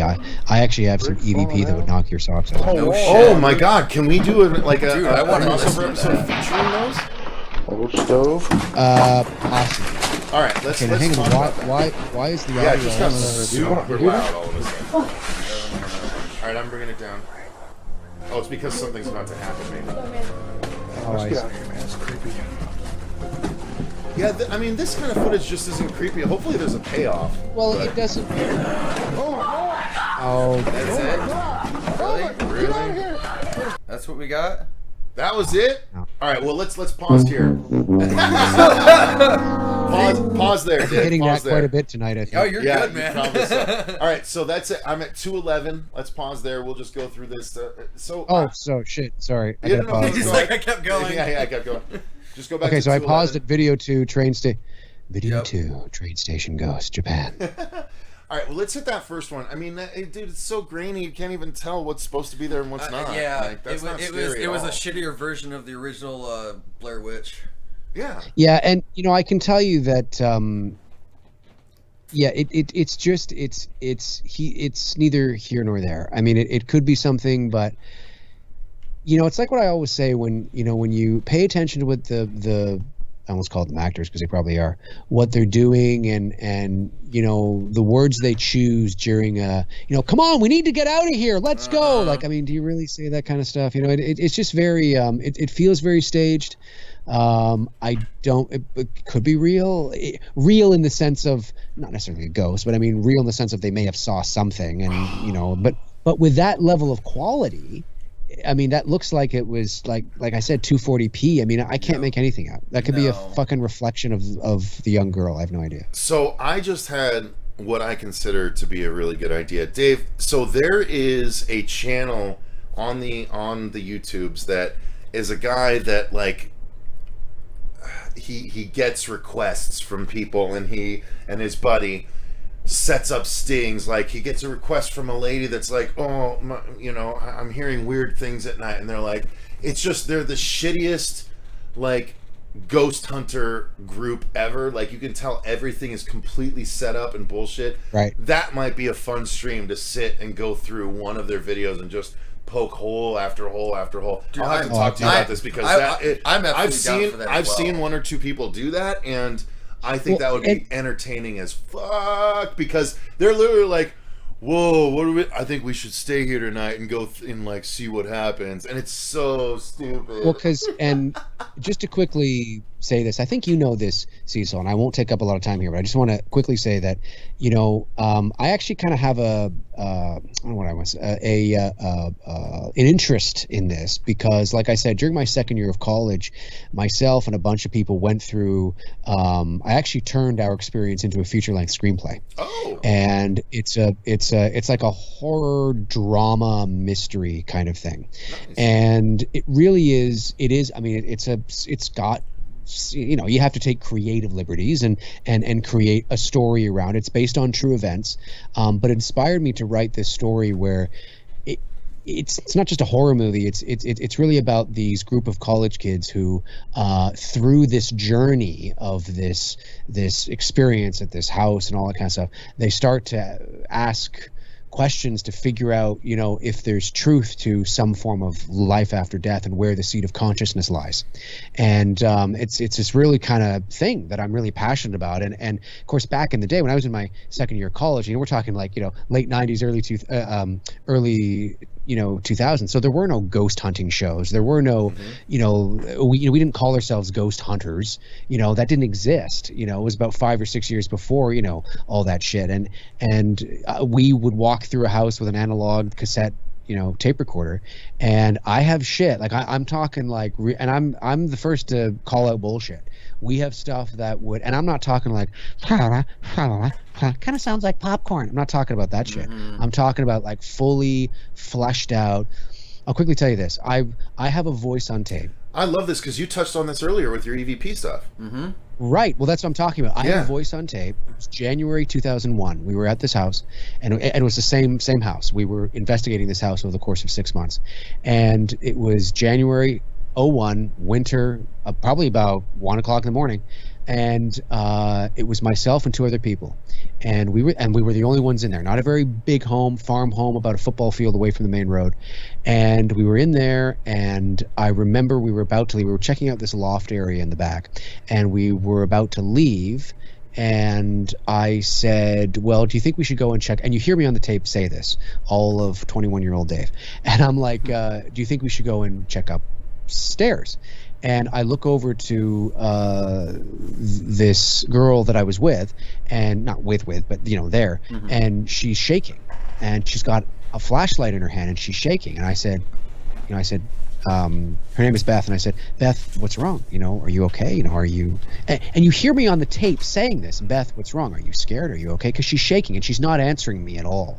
And then there's this other girl that we were with who's like, I think we should kind of go, whatever. And you distinctly hear their voices on tape. Okay. So we eventually leave because she felt like we just needed to. We need to leave. So we leave. We go. I think we're over at Tim Hortons, which is like Canada's Dunkin' Donuts. Sure, yeah. And it's like 2 o'clock in the morning, and it's just myself and Beth there, and we're listening back to this cassette tape because that's of course what you had back then. And when it got to the moment where there's I'm telling you just like one example of a ton of shit I could tell you, but for the sake of time. So we're there and we're hearing back, and we get to the point where I'm like, well, do you think we should go and check upstairs? And you hear me say that on the tape, and you hear, Beth, you okay? What's wrong? Are you cold? Because it's Canada, it's January, it's probably like minus 15 degrees Celsius. And when I say the words, do you think we should go and check upstairs? Clear as day, you hear, don't. I just got goosebumps. And I'm telling you, what is incredible about it is that it sounds like it is. Now, it's an analog cassette tape recorder.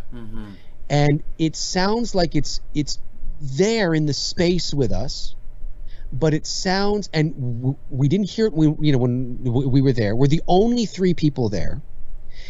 And it sounds, when you listen to it, it sounds like there is a different frequency to the sound. It sounds more, the only way I could explain it is a little more metallic sounding as opposed to us being in the room. And what's crazier is that it sounds, to me anyway, it sounds female, like I can actually pick a gender from it. And number two, you actually hear like the breath before it. You hear, don't, like you hear the, and for years, and that's one of a few that I have. Dude, I want to hear. I want to. I'm going to talk to him about. I want to Don't hear worry, these, man. This is going to be a new series on the channel. Don't you fucking worry. My invoice is in the mail. No, so what's so fascinating about it is that, of course, that sort of is the catalyst, right? It's like, let's not worry about ghosts and woo, all this, Hollywood shit. Like, where is that coming from? What is that? Is that a ghost? And if it is, what is it? Like, where does consciousness go when we die? Does consciousness live on? Is it an imprint? Is it like, let's not get all like my idea for my film was. My idea with my film was not to get so Hollywood, but to really kind of tackle these questions like, hang on a sec here.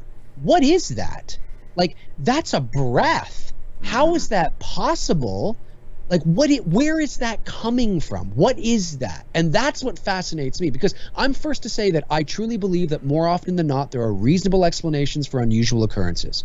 More often than not, you can point to, and having a belief in something isn't evidence of that something's existence. It just means you believe something to be true. So I'm always trying to take a rational, objective approach to things and figure things out. But I'm telling you, with my experience from November 2000 to April 2001, I can tell you that I absolutely believe, that's not evidence, but I do believe there is something survives the process of death. All right, so Dave, we're gonna. I hope you're okay with this. I would love to do a specific stream just exploring this, because I have Sure. very specific thoughts about it. We actually did. Robert wasn't a part of the channel yet, but we did a ghost hunt on the channel. Our first ghost hunt, we went to a Buckeye jail. It's this really small town in Arizona, and it's a jail that's supposed to be haunted. And we went and we took an EVP and we asked it questions and it responded to us. And I put little quotes. Like I did a full ghost hunting episode, so I would love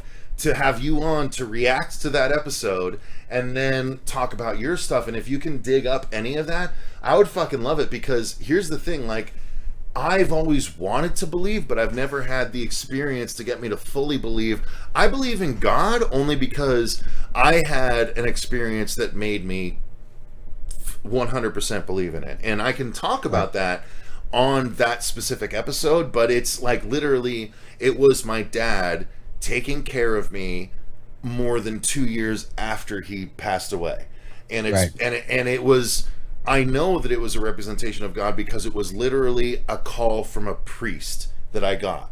Like it's a fucking insane story, and it's why I will never not believe in God, as much as I am a man of science and as much as I know that this and that, and we're all personally I believe we're all part of the energy that is the universe, right? That's what I believe. I'm just gonna say, and I think God quote unquote represents a lot of that, but this was a very fucking direct correlation with how many people in a religious sense experience God and how he can watch over them. So like, I believe that there is a greater universal thing, and I believe God is a part of that, but I cannot discount the possible existence of this greater being that somehow ties us all together based on this one event that happened to me.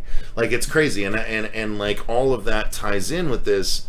Because I don't believe in ghosts or anything. I want to believe in ghosts. Like, the person that made the most sense regarding ghosts to me is a person called Richard Christie that was part of the Howard Stern show that was also on Iced Earth. He was he was a metal band. Like, I think Iced Earth is the band that he was a part of. Oh my God, that Iced Earth. Richard Christie, yeah, that Holy became crap. a part of the Howard Stern. He said the reason I would love to see a ghost, I wouldn't get scared if I saw a ghost, and I've prescribed to this notion ever since I heard this, is because if I saw a ghost, then I know there's something after this. That's not a scary thing to me. That's a reassuring thing to me. Well, like, yeah, and it's crazy, but like that's how I view it, you know? Yeah, and it's there's so much more than just beyond. That's what that was always our approach. You know, I based the screenplay off of that approach. I mean, we were young kids, but we were taking it very seriously to the point, you know. And again, you know, this predates shows like Medium, Ghost Whisperer, you know, Paranormal State, Ghost Hunters. I mean, this is we weren't ghost hunters. We were just going out having fun, fucking around, and then shit got real. Yep. And it got so real to the point where, oh shit, there's a lot of things I could tell you. It got so real to the point where, and again, it's not about looking at this from a Hollywood ghostly perspective. Mm-hmm. It's about really trying to really find out, and I think that's why I'm fascinated with sort of consciousness, because at the end of the day, if anything does survive death, that is the only thing that could, you know, the awareness of who we are and the energy, because, you know, we don't take anything with us. Our bodies die. We know that. I mean, that we know. So, but it's fascinating to know that. But there's that 6 grams, right, or whatever it's called. But here's the interesting thing. It's yes, and I saw some in the chat say, you know, energy doesn't go away, or does die? You know, it's all that. I agree with that. But the question is there intelligence behind it? Because you have what appears to be, in a lot of EVPs, but certainly the one I'm talking about, although I have no evidence that it was this, it appears this quote-unquote woman was answering my question. Do you think we should go and check upstairs? Don't. Well, wait a second. That's what's so remarkable about this, is that energy is one thing. Energy existing is one thing. But to be self-aware, that energy to be self-aware, with a conscience, and to be intelligent with a conscience, you know, that's or consciousness. Consciousness, yeah.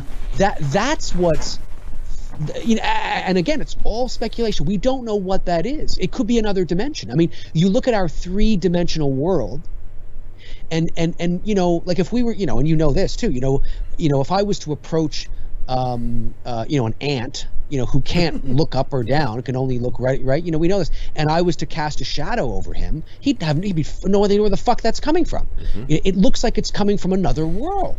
But because I live in a 3-dimensional world, he lives in a 2-dimensional world, and I'm able to sort of cast my shadow into his world, and he's like, where the fuck is the shadow on the ground coming from? I have no idea, because the ant can't look up. You know what I mean? And so we live in a 3-dimensional world, and it seems remarkably magical and crazy to us, but maybe there is another plane of existence that is 4 or 5-dimensional perhaps, and and this don't is able to, and so it seems really strange to us. And we have to remember, we didn't hear it. The tape recorder picked it up because the tape recorder is objective, right? It's there to pick up anything that's there, frequencies as well. So that's the level that I find fascinating. I mean, not that the ghost hunting's not cool, and it's fun, and if you're kids, it's fun. But that's where I'm at, because at the end of the day, you can go around the Marigold Bush 50,000 times in ghost hunting and EVPs, and this is cool. But at the end of the day, you find yourself right back where you started, because you're not solving anything. Yeah. I want to know what happens when we die, and that's why I began reading Sam Parnia's book. Sam Parnia, the guy who began the Awareness Project. He was a medical doctor in New York that was studying NDEs and people who have near-death experiences when they die and all that kind of stuff. And there is, and it's been proven now, there is at the very least evidence to suggest that consciousness does survive the process of death. We just don't know for how long. And that's, because there's 6 minutes according to the the Nightmare on Elm Street reboot. Right. Well, there's been examples. Yeah, because he's about to dead. He kills the guy, right? And he's just like, Yeah. The human brain stays alive for 7 minutes after death. Right. We still got 6 more minutes to play. Like, Well, that's actually one of the coldest lines that Freddy has ever delivered in all of the Nightmare it's movies. true. I completely skipped the remake.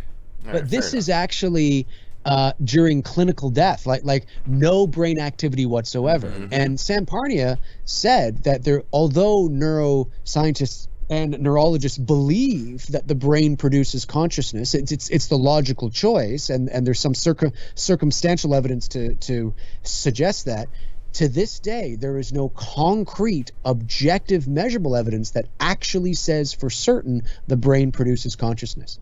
The separation between the mind and the brain. We really? actually even in alive people, like, we don't know for sure that there's that correlation. Right. That's so fucking it's cool. What's crazy is that's why you get stories of people that are clinically dead, no brain activity, they flatlined, they shouldn't be having any experiences whatsoever. They've been clinically dead for 5, sometimes 10 minutes, and they come back recalling conversations that the doctors have had, conversations that their mother is having, and this is true documented shit, that their mother's having down the hall when their body's lying there. Well, how is that? That's fucking how's that possible? crazy. Oh, I love right? that You know what shit. I mean? And it doesn't happen to everybody, but certainly there is evidence for this, and that fascinates me, because if you really want to know what happens when we die, you got to start at death. Yeah. Because we can go around with EVPs and all that till the cows come home, and that's great, but it doesn't really solve. But dude, those stories are so crazy, and again, that's why I'm excited to have this now full separate stream, because we gotta fucking focus on this. This is outstanding stuff, and again, forgive me if I'm not blowing it out of proportion, but my story as to why I believe is pretty fucking crazy. Like, there's no reason why all of this stuff. Like, I'm not a super religious guy. My dad, my family went to church twice a year, like Christmas and Easter, right? Like, that's when we would go. And I've never been to a service. We were that family. But, there's no reason why. And, oh my God, it's just, it's a fucking wild story, and I can't wait to tell it, I can't wait to hear it. specifically on this sort of idea. But, this is, it's there's so much we don't know, and it's so fascinating to talk about. You know what I mean? I absolutely love this stuff. And what I appreciate about you, Cecil, is that you when you say you believe in God, but what's great about your approach is that you're saying that you're not defining God, and that's what's cool in the sense of What I mean is that you appear to be somebody who's open to, like, you know, I guess what I'm trying to say is God that could be a multitude of things, and I'm not closing off any of them. Of course. Well, that's my point, is that what do we mean by God, right? I mean, God could be just it isn't necessarily a white man with a beard sitting on a cloud who cares what you do. You know, it just could be a universal intelligence to the universe. A universal consciousness that we all kind of separate from and return to ultimately. Right. Well, like, it's basically it's shared energy. Well, get this. Sorry. No, go ahead. Please jump in. I love this. I love this My talk. parents, as you know, both my parents passed away 10 years ago. And my mom died of cancer in July of 2011. My dad died of a heart attack 2.5 months later. Now, for those of you that don't know who are in the chat, they weren't together. They've been divorced for 25 years or whatever it was. But they remained close because they had four kids together. Anyway, so... long story short, my mom was a very spiritual person, not a religious person. We didn't go to church. I've never been to a service in my life. I've been to church, but for weddings and funerals and stuff, never to a service. Nothing against it, just we didn't grow up that way. So, but we did like talking about this kind of shit and being, ghosts and spirits and how was he die and whatnot. And I remember when my mom died, we had a home death. And she oh my God, asked, we're not cheersing to your home death. I'm so sorry. That was a bad timing. The timing of that was terrible. That was bad we timing. clinked glasses right when you said that, so I apologize. no, that's okay. My mother would think it was fucking hilarious. Okay. So she would. She'd be like, "That's fucking hilarious." Jesus. So maybe my mom totally made that happen. But anyway, the first night I meet Dave, and I'm already being rude. Yeah, I'm cheersing to your dead relatives. cheers to your mom's death. God, I'm sorry, bro. But I remember. It was so weird. I remember I walked upstairs, and the funeral home had been called, and it was she died about 5:30 in the morning, but the funeral home came about 11 a.m. because they didn't want to take my mom out of the house with the neighbors still going to work. So they waited till kind of everybody had gone to work, and they showed up around 11. But in that time, of course, my mom was lying peacefully, of course, but dead in the hospital bed that was brought in for her. And I remember I walked over to her, and I remember I touched her head because this is, I'm 30, I'm 32. And I'm looking at my mother lying there, dead. She's dead. She's no longer here. And I leaned over to her and I whispered, I said, "You have to let me know it's real." And what I meant by that was just that, the things we used to always talk about, you know what I mean? The consciousness and, ghosts, EVP, whatever it was, right? There's something more, whatever that means. And it's going to mean different things to different people. And so I can't remember how long after, but let's say a couple of months later. And it's just a dream. It may mean nothing. But I remember this dream. It was a bit of a regression dream because I was in my house in Ottawa, which is where I grew up for 10 years, where I went to high school. And I was there in my house, and I remember that I went to the top I was in the basement, I think, and I went to it must have been after my dad died, after October. Yeah, because he's a part of the dream as well. Anyway, so I found myself in my dad and stepmother's bedroom in Ottawa in this house that I was a kid in. And because my other family was there, and they're like, "Mom's on the phone, Mom's on the phone, Mom's on the phone." And I'm like, "Mom's on the phone." I'm like, and in the dream, I'm like, how the fuck is that possible? So, and I remember I took the cell phone. I'm like, hello, Mom, hello. And I couldn't get reception. So I had to keep climbing, the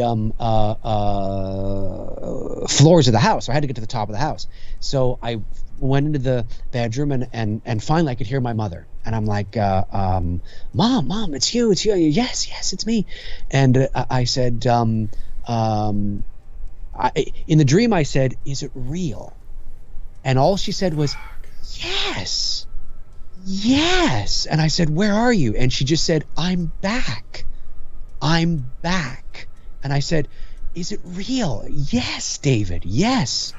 And what's crazy about now, again, this is, I'm getting the goosebumps again, dude, and I'll explain why after, but go ahead. What happens is that now, again, there are people that dream in and there's a little more to it, but that dream in and of itself doesn't mean that it's real. It doesn't mean that. I mean, I asked it. It's in my subconscious. This could be my subconscious playing that out for me. I mean, there's a lot. We have to look at things as objectively as we possibly can, because if we're not, and being skeptical is good. If you're not skeptical, you're gullible. It's being skeptical. Everybody should. It's cynical that we have to get rid of.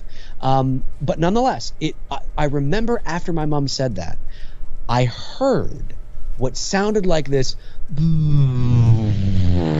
just like this, almost this drop in pressure, this frequency drop in pressure, and it was and I woke up, and I remember feeling very, those dreams where you feel this is, wow, what was this? Like powerful, like I had been visited, like this was something that was. But I remember thinking that pressure drop, that frequency drop, like there was something about that sound that was just like, those speakers, you hear that sound like, it's almost the inverse of the THX thing that was before movies for a long time. It was very like there was a pressure, there was like a sound to the moment, and I've never forgotten that. I've never dreamt of my mother again, and it's very strange, but it was her way. Now now the question is, what is real? We don't know. We don't know what that is. Yeah. You know what I mean? Is it the Christian version? Heaven, hell, cloud, seeing your friends again? Maybe.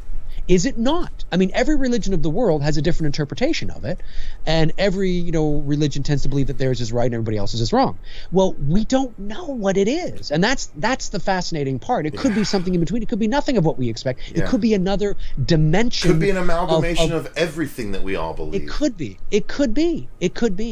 I but love whatever that. it is, higher consciousness is what it Dude, I relate so I've never heavily told that. to that. I've never told that before. I'm so glad you did. I relate honestly, that was an amazing heavily story, to it. dude. Like again, I wiped my eye. And I know we went showed off on a Robert. sidetrack here. No, I wiped my eye I'm and the I one that showed kinda made it Robert happen. because it was Sorry. really hitting me because, dude, so my dad passed in a very unceremonious way.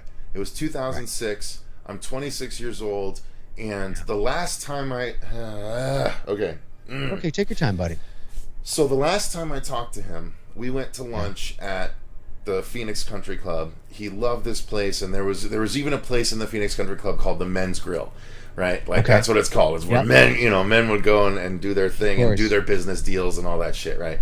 So we go to the Men's Grill, and I'm working at a place called Go Media. It's a place that would do videos for people locally, and we put together something called Celebrity Fight Night. We would do the videos for that, and that's the Muhammad Ali thing that he does every single year, or at least did a number of years. And that particular year, Robin Williams was going to the event.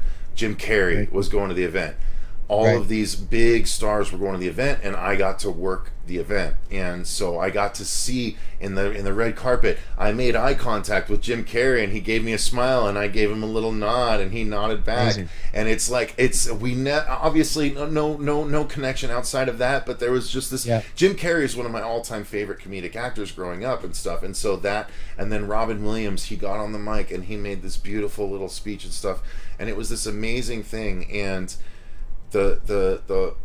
I had met with my dad like the day before this happened, and he said we were leaving the restaurant, and we got in the elevator, and I was like, I'm so excited to go cover Celebrity Fight Night, and he's like, man, he's like, this is the last time I'm gonna see you, because after this you're gonna go right to the top, is what he said to me. And it was the last time I saw him because he had a heart attack the next day.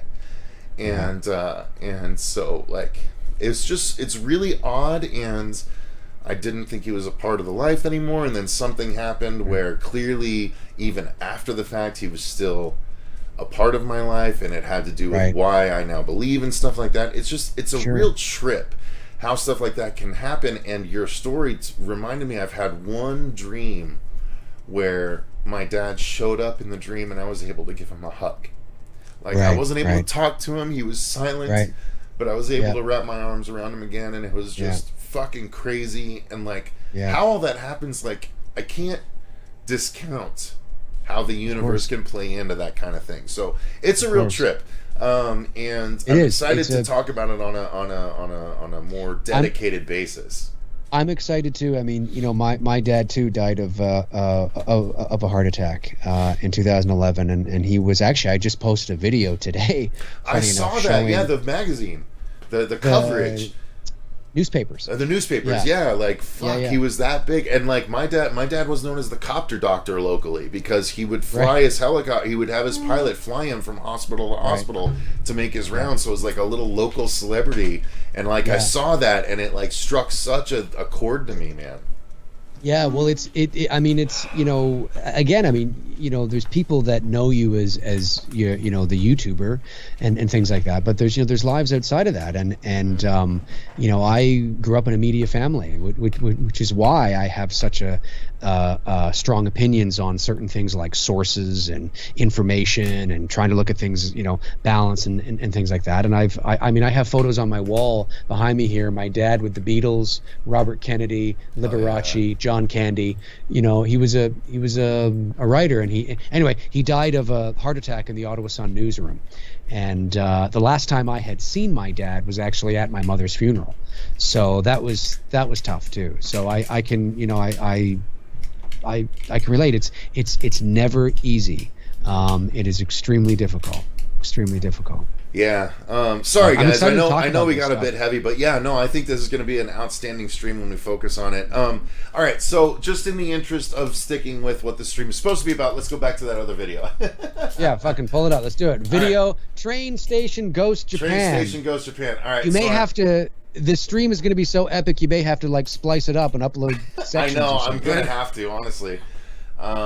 No, seriously, but that's a quality discussion we're going to be able to have. Like, honestly, I can't wait to tell you my story as to why I believe, because it's impossible for me to not believe based on what happened. I mean, no matter how many people, no matter how much evidence, it's like, no, there's nothing. Like, dude, it's what it is. It's just the world. It's coincidences and all this stuff. I could believe it if not for what actually happened. So it's a trip. I get you. I'm excited to talk about it, but all right, I focusing back in on what we're doing. All right, let's do it. All right, so hang on. Where were we? I paused. It says on the screen, video 2, Train Station Ghost Japan. Yes, I am. Where did I have? I agree, Corey. This has definitely been a very heartfelt stream. Well, it started off with you showing why you're not good to be fucked with as a co-host for the stream. Yeah. Dude, we've gone through like luckily Dave joined in 12 different topics in this 3-hour stream. Well, I mean, it's awesome. That's what it is. YouTube's This stream turned out to be really, really good. All right, so I'm at 211, Dave. You ready? We're going to count this down. 3, 2, 1, and go. Okay. 211. Hang on a sec. Okay, I'm at 211 now. All right, so 3, 2, 1, go. I already can't understand it, but Put subtitles if they're in Japan. Could they put up the subtitles? Yeah, these subtitles in whatever language this is. What a dick. Look, I can't understand him, but all right. All right, let's see what we Did got. I miss it? Oh no. Here we go. Let's see what we got. Sake bombs for everybody.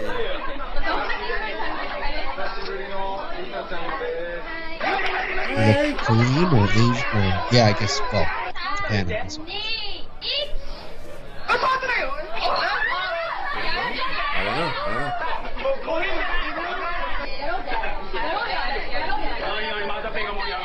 I wish we knew what we were supposed to be looking for. I'm sure it's just setting up. You know, we were all having a good time, and then what?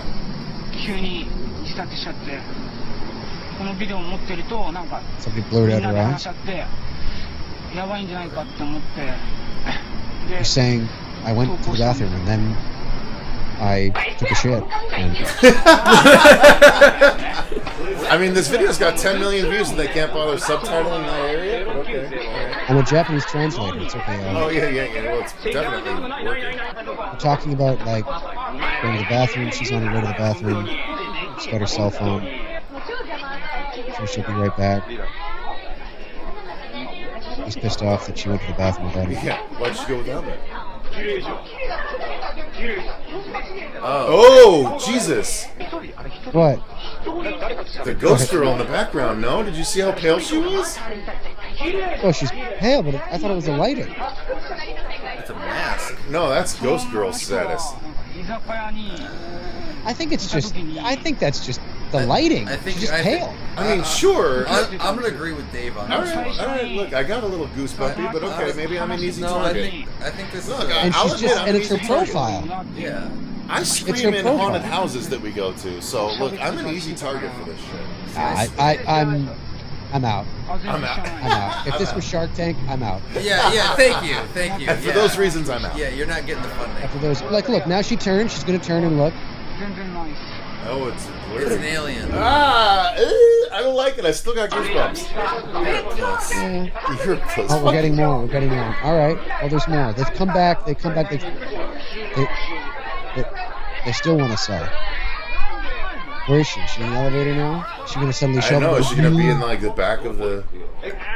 And then the elevator opens up and everyone's dead. If everyone's dead, that'll be interesting. Wait, They so could why speed did this only along one like of these a guys wanted his face blurred out? They could speed this along. Yeah, I agree. I agree. Definitely could.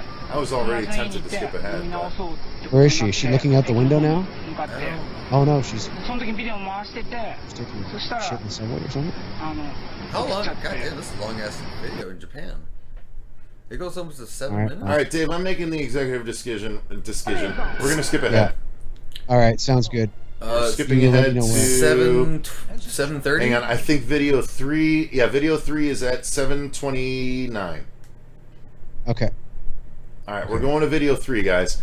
So I mean, okay, it was a pale lady. That's not really Okay, so she has a vitamin D deficiency. It's a pale lady. So what does the chat room think? Do they think it's a pale lady? I don't know. We got Think it's a Japanese. pale lady, everybody. Yeah, we got Japanese Michael Myers. Okay, Maybe. all right. Yeah, maybe. Gory Bit says good luck sleeping tonight. Not based on that. Yeah, that's That's taking a shit. yeah, good luck taking a shit. Yeah. Oh wow, that's nice. Christopher Muller says this is an awesome live stream with real heart, guys. Yeah, My no. guys. I appreciate that. Thank you. Mikiko Myers. Mikiko Myers. I shouldn't laugh at that. That seems That's pretty fucking that funny seems though. pretty. Shut up with your PC bullshit. Yeah, That was no, funny. you're right. It is PC. That What scene? What scene? Wait, I'm all about non-PC. Oh no, it's just one of the commenters says Mikiko Myers. Oh, All right, so video 3. You ready, Dave? Let's do this. All right, well, Yes. real quick, hold Jake on. Slitter's back. How do you do, good sir? You're Oh, Jake's back. Yep, Jake's back. Jake Slider. He's I think he's a patron as well, if I'm not mistaken. Anyway, video Jake's awesome. 3. All right, video Robert 3. the Doll, Yes. United States. You know what? I'm gonna say I'm I'm gonna not a make the doll. executive decision and have us be quiet so Dave can comment on this specifically No, with no, that that's- professional no. voice. Okay. No. But you gotta shut up. That's the hard thing. That's the hard thing. I know. Dave, you know what I might do, Dave? I think one day I might actually hire you to do voiceover for porn.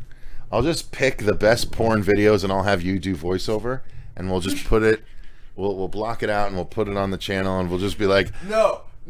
he enters her. We literally just remake a Fox like what John Landis did for American Girl in London. So see you next Tuesday. Like he made like a fake porno to make it for in the movie. Yeah, And then sure. we just do that, and then have Dave voice over that. Voiceover, yeah, sure. That'd be fucking Yeah, hilarious. I'm sure Dave would trust us to not use it for any other version. Why, of course I would. Video 3. Oh, you guys are jealous that Robert your the friend isn't a Doll. professional voice actor like mine is. United States. Okay, so here we go. I'm going to let Dave take the reins on this one. All right. I feel All right, attacked all right. by The this reins. title. All right, here we go. Video 3. Robert Doll and okay, Robert. 3, Robert the 2, Doll. Probably 1, some dude that just looks like a doll. Here we go. and go. Okay, we're cutting He's in. We're literally looking at. a not quite bear. Teddy bear coming No. to life and being a very best friend forever and ever. Okay. Robert Eugene Otto had a doll who stayed with him his whole life. An artist Okay. and his muse in eccentric Key The viewers West can hear Florida. this too, right? Yes. Yep. Yep. He's Robert made it to 74. Right. Good for him. I mean, Jesus. Wow. That's a long life. Yeah, it is. This doll was given to the I'll be 6-year-old lucky to Robert make it to Eugene 50. by the family's Bahamian maid, who was said to practice voodoo. It was the perfect likeness of the young boy, and was even That's a perfect likeness? Was the boy lacking all facial features? Look at Dave. This is damn sound effects.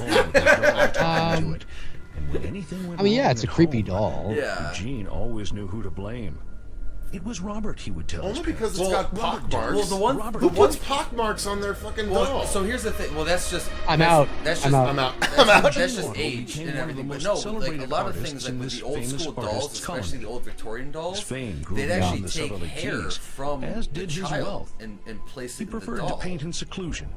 I'm out. You can move to video 4 at. Yeah, this is like by a his side. 3 more minutes at least. Holy Yeah. fuck. No, This- no. Video 4, abandoned hospital artists have day ghost, and Japan. night Well, give me the time Save code. staff. 12:23. And if the things See, this is why you have Dave. God, Dave, on you're board. so seductive in your voice. know. Getting me all hot and bothered in my nethers. I'm Welcome gonna to the make day- you moist and then kill you. I should. Welcome to Dave ASMR. Oh, fucking threaten me with a Oh, good time. dude, can we do? Can I just write you a script and you just record it, and I will literally upload that exact script. Oh my god. 今日はちょっと怖い。 Okay, wait. I'm going to kill you. Now you Yes. sound like a fucking deranged Bob Sugar. This is not Bob Hope. coin in your pocket. Put it in your pocket. No. It's your lucky coin. Video 4. Abandoned hospital ghost, Japan. I was gonna like. Let's be careful. You're skirting on the Freddy line there. I know, you're right. All right. I dug Video it, 4, though. abandoned hospital ghost, Japan. Okay, 3, 2, 1, go. Mojo Jojo. The images that follow have been driven many viewers to insanity or suicide. Bullshit. さあ、今日はちょっと怖いとこに来てます。 Today, I'm こちらは数年前に倒産した病院なんですが、 a few years ago. なんとこの中で写真を撮ると必ず不思議なものが映るということで、地元の若者たちの間で話題にな Teens っていま say す。 strange things appear in every picture そ taken の here. 不思議なものっていう Do you の know は what these 何だ images と思い are? ますか？そうなんです。この建物は Who are you with, lady? Yeah. 必ず What's your news 心霊 organization? 写真が This 撮れる feels just like そういう場所なんです。 what's that movie that I like so much? It's about the ghost hunting show. 以前この中で the 心霊 Nick 写 Frost 真を one? 撮影したという No, no, no. 若 There 者 was 話を Grave Encounters. This oh is just Grave like Encounters. Oh, I never watched that. Okay, this is ridiculous. yeah, Dave. These videos Like, get are to the choosing are fuck. This is terrible. like 5 minutes. These videos you're choosing are terrible. They're just so long. We need one that just gets to the point within like 30 seconds. Isn't this like the top? Hold on. The scariest videos. It's so it's gonna- like 4 I'm videos. gonna look Holy some fuck. shit up. That's why it's got almost 10,000 thumbs down. 10 million. Oh, 10,000. Yeah, but out of 10 million? You know what? You're right. All right. Well, you know what? That's fine. We've spent a lot of time on this. So that was a bust. Okay, so we got let's try terrifying ghosts caught on video. All right. Let's try that. I All don't know right. how much more time we have Dave for, but I'm down to try it. Try it. Yeah. Terrifying ghosts caught on video. Do you guys? Hey, yeah. Terrifying penis Any- caught any- on video. Well, I mean, that's just gonna be mine, and Whoa. it's gonna take up the entire frame of the camera. Are we going? Are we The going wide angle 4K? lens can capture have- that do one. we have- Yeah, we are have we going enough room in 4K? that Because Tic Tac otherwise, you're only box? gonna get a quarter of it. Yeah, we got enough room in that Tic Tac box. All right, what am I looking at? Terrifying ghost caught on video. Terrifying or ghosts plural. I don't know. Catholic Church Yeah. most terrifying ghost. Top 10 scariest ghost encounters. Don't do Watch Mojo though. No, you know what I need to do? I really do need to do some research and pull up some of those really awful ghost hunting things that Dave, we're going to have so much fun going through that shit. You know what? We've already been going for over 3 hours. Do we want to continue, find another video, or do we want to call it? I don't know. It's up to Dave. Dave, how Dave, how are you feeling? You want to find one more video, or you want to call it for the night? Well, we could do one more video. Yeah, All right, sure. let's I'm do okay one more with video. that. Do you want to do the top 10 most... Let's see if there's a terrifying ghost in Canada. Let's see Canadian ghosts. These Canada. are some of the most haunted places in Canada. That's one. Canadian urban legends and ghost stories. Spooky ghost stories from across Canada. I don't know. What do you think, Dave? Or should we do something to honor Norm I think- Macdonald? Well, I think when you get to the stories, they're going to be like 5-minute. Yeah. I just want like quick. Yeah, just videos. Just do Yeah, terrifying ghosts caught on video or camera, whatever. Right. Yeah, just terrifying. Terrifying ghost caught on camera. Okay, let's try that. Let's give that a gander. Camera. Top 10 times ghosts were actually caught on camera. Watch Mojo. You want to give it a try? Let's do it. All right, let me send you the link. All right. At first, I thought it was a Yeah, camera problem. it's 2 a.m. here. I'm just seeing news saying you're supposed to vote today, and just the news. It's like, oh yeah, Canada. Here we go. All right. I guess, all right, let's do it. I'm on it. Okay. Dude, Gelfer's dog, don't even get What, me started Insidious? on the Wendigos. Top 10 and, like, times the net ghosts lore. were actually caught on camera. Why are we love seeing that shit. Insidious? I don't know. That's what I'm wondering too. This I don't. Okay. Is this going to be a bullshit list? Because I don't know. Like, that's why I said, like, sometimes with Watch Mojo, they're 50-50 on it. Like, sometimes they do some good shit, sometimes they don't. I don't trust Watch Mojo. Because a lot of times they'll splice in stuff from films and bullshit like that. Hey, you want to watch Mojo? Yeah, right. All right, 5 scariest ghost sightings caught on camera for 5 years ago. 1.2 What's going on, million guys? views. Infinite Lists here. Before the video If it starts, sucks, make What's sure the to length press of the that video? subscribe button so Wow, you it's never not miss letting me any copy it. videos. Wow, Also, that's comment interesting. down below Yeah, if you have Sometimes if they say subscribed, and I like might top actually reply to you. 5 whatever, and it's like a 30-minute video, you know it's gonna take like No, 9 it's minutes. less than 10 minutes. So Oh, okay. Yeah, we're as long as it's less than that, like he's talking and stuff, we gotta listen to it. Right. That's what we're. Look, that's the reaction. That's the reality of reactions. You know what I mean? That's true. That is true. Shut the fuck up, Dave. All right. So okay, what's going on, guys? All right. I'm paused at 2 seconds. All What's right, going on? I'm paused. yeah, what's going on, guys? Yep, me too. All right. All right. So I guess shout out to Infinite Lists. All right, Infinite Lists. He doesn't All right. need a shout out. He's got 18 million subs. Okay. Holy fucking fuck! Holy Wow. cow. All right. Well, here we go. You're right. You should be shouting us out. Yeah, I know, right? What's going on, guys? All Infinite right. Lists. So we're at 2 here. Before seconds. All right. So here we go. 3, 2, 1, go. the video starts, make sure to press that subscribe Press button that so you subscribe never miss button. any videos. he needs it. Also, comment Yeah. down below if you have subscribed, and I might actually reply to you. Sounds like Turn a- on my notifications okay, so you thanks, never man. miss a video or any updates Yo, or appreciate giveaways or ya. shoutouts. Bro. And let's get right into the video. bro. Today we're Bro. going to be talking Bro. about the top 5 scariest ghost footage that was bro. caught on Give Kristopher a bad camera. name. On the first clip, Eventually, I'm it shows just gonna say an bro. 11-year-old boy who's sitting in a chair and gets pulled back Oh, shit. into the Ooh. doorway, but is caught by his Oh, that was mother kind of luckily. cool, actually.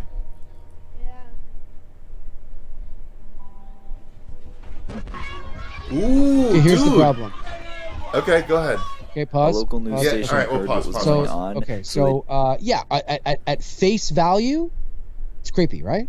Yeah. Now I'm half listening to what the guy's saying. Maybe he'll explain more here. My first thought is, well, I can't see the back left side of the chair. Our right, the chair's left, right? Okay. So and there's a door right behind him. Yeah. So when you look at the door to the right behind him, it's possible somebody has fishing wire, some sort of rope tied around the bottom of the chair, and is pulling the chair backward, I believe. So if you want to go back, like just 5 seconds or whatever, Yeah. right? So go back to possible, 30. but it moves pretty I'm uniformly about for to say, just the like- fishing wire around one side of the chair. Yeah, well, it also look how he's sitting though too, because he's sitting up closer towards the front, so the more the weight is in the front, versus so that if it's pulled from the back, he's not going to lean. He's not going to tip backwards. It's going to Right. Well, yeah. I mean, It's these going to are drag straight. sure. I sure, like it. Sure. I like it, honestly. But but again, there is a door there, right? So that has to be taken into consideration. Yeah, true. It's not like there isn't, like it's just a plain wall, with nothing there. So we can't see the floor behind him. And we don't know what's attached to even the left leg. Like now that I look at it again, I'm paused at 32 seconds. Now that I look at it again, I'm like, well, I can't see. I don't know. Like for me, I wouldn't run out into the street and say this is evidence of paranormal activity. I'd say, well, it's intriguing, it's interesting, but it's inconclusive at I would the agree end with of the that. day because Yeah. I don't know who this person who's interviewing him, is this his sister, is this somebody on the news, is this, I can't see the microphone, I can't see him. It looks like it could be with all due respect, maybe a poorer part of the neighborhood, maybe a different country. I don't know. All I know is that there's a door behind him that's open, and I can't see the floor behind him. So No, I agree with that. But That makes the sense. effect is creepy. Yeah, I think they did a good job though, considering. All right, so Yeah. continuing, I'm at 33 seconds. We're gonna hit play. Yes. Yep. All right, 3, 2, 1, go. Howdy Okay. do, Charlie's Gaming Review. Oh, Charlie, what's up? Howdy do, howdy do. Okay, so here's the new one. So Yep. some kind of parade, maybe? I don't know.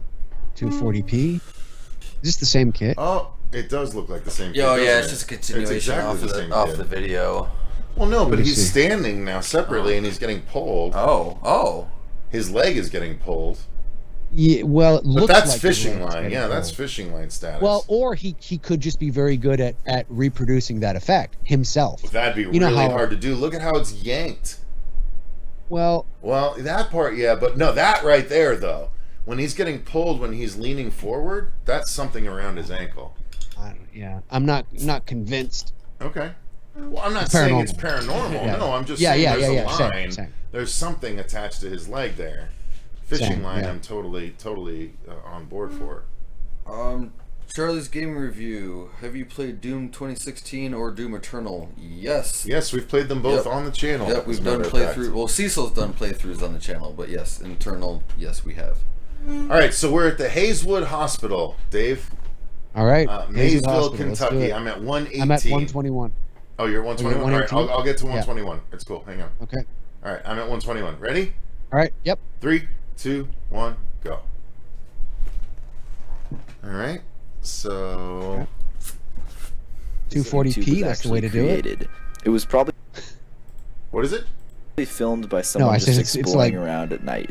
You Yeah, can that- hear the girl in the it's rainy camera as saying fuck. something Can't see like, shit. This "What is apparently that in was the shot in window?" 1983. And when they Yeah, I stop was the gonna figure, say. the figure I mean, actually come on, moves it could out be- of sight, which scares the girl It recording. could have been shot Wait, that looked last really week, fake for in the God's window. sake, or 10 years ago to make it look like it was. Yeah. Yeah, well, look how she's floating in the window. Yeah, she's That's floating at fake the as end. No, fuck. that's totally added after the fact. It doesn't even Yeah. match the movements of the camera. No, it's garbage. This It's next garbage clip has on been Yeah, this pretty one's viral trash. around the past years, so a Yeah. lot of you have probably. All right, moving on. And this one is probably... I don't know what the fuck this is supposed to And be. the chair Let me just actually keep playing. starts moving with no one around. The chair's Well, moving with Door no to one. the left Oh, actually fishing line. slams shut. Ooh. Again, no one is around. sure. The camera. Yeah, no. And again, Those are folks bad. who Those are are bad. chair watching, moving we're behind not her. saying it is A couple- definitely fishing line. What we're saying is that it's like it's not compelling enough to. It could be a number of things. It's so easy to replicate that Yeah. you can't just say this is evidence of paranormal activity. You don't know 100% who right. Yeah. 100% right. I agree. So I'm at 218. Looks like Okay. not quite a bowling alley, but almost kind of thing. Yeah, I'm at 218. Yeah. All right. Oh, it looks like a cafeteria or something. Yeah, something like that. 3, 2, 1, go. She quickly turns her head because she thinks she hears a chair moving behind her. A couple seconds after that, a chair actually moves right by her, making her jump out of the chair. The woman after that tries to escape the room because there is only one exit, and a ton of chairs and tables actually block the exit. So that's This woman kinda has to cool, be freaked out at but this that's point. still cool really effect. To the back easily room, replicable. and then suddenly just drops to the you can floor. replicate No one has that, figured yeah. out why she has dropped to the floor. Maybe she got knocked out by the ghost or slipped. No one knows if this is a hoax. but Maybe she this got film was knocked out by actually the used ghost. later on in He's like, Malaysian fuck film. this chick, right hook. Well, and something you have to keep in mind too. Pause it. I'm at 254. Okay. Something you have to keep in mind too, folks, is that for your viewers is that we don't know if this is authentic, and unless he said, I'm not sure. It's CCTV. Yep. So we don't know if it's authentic CCTV. This is easily replicated, and it's always much easier to hide anomalies when you create grainy footage. And so when you create the impression that the footage is grainy or out of focus or whatever it is, you can create this shit and it feels more real because it's CCTV. It was just this place. How could this was just captured like this, and this poor lady with the chairs but it's not like it was shot like it's just hard. And again, I don't know how old this is, but I look at this and I'm like, yeah, it's a good effect, but I feel like I'm watching like the second Paranormal Activity movie. I agree. Do Again, you know what I mean? very And fishing again, line inconclusive. dependent. Yep. All right, so continuing on, Let's see what else we got here. So, has gone around. all right, This so clip has been ghost pretty. attack caught on security cam at 3:04. Okay, 304. Okay, 1 second. Okay, I'm there. Real quick, a new comment that we got. Galford's dog, which is a funny screen name. That's a ghost just being a dick. Fair enough. All right, ghost attack caught on security cam in 3, 2, 1, go. Viral as it seems to be Maybe she very was- real. she hit the This ground 'cause video she was waiting features for a the director man to say walking cut. down the hall as a sudden dark figure appears right in front of him. The man drops to the floor and is dragged about 3 feet in front of him. The figure seems to drop him as you can see the figure go to the very end of the hall, and the man being scared runs back to the beginning of the hall. People have tried to figure out if this is fake, but the way his legs and arms flail in the air made it look impossible to be fake. It looks pretty good. It's not impossible to be faked, but it looks No. pretty good. I mean, okay. All right, Dave, your immediate thoughts on this one. On our last clip, we have the Getty I'm going to pause it. ghost. I'm pausing it right This now clip at was 3:46, 3:47. Yeah. I mean, again, it's cool. Another CCTV, so it's easy to create that stuff with grain. I mean, I'd have to go and look to be at fake. like I'd have to zoom up on the moment he falls to the ground to see if there's any sort of like anomalies for compositing or cuts or I mean it's It actually neat. doesn't. It I'm doesn't watching impress it back right now, and the dark shadow actually starts to fill in the closer he gets there.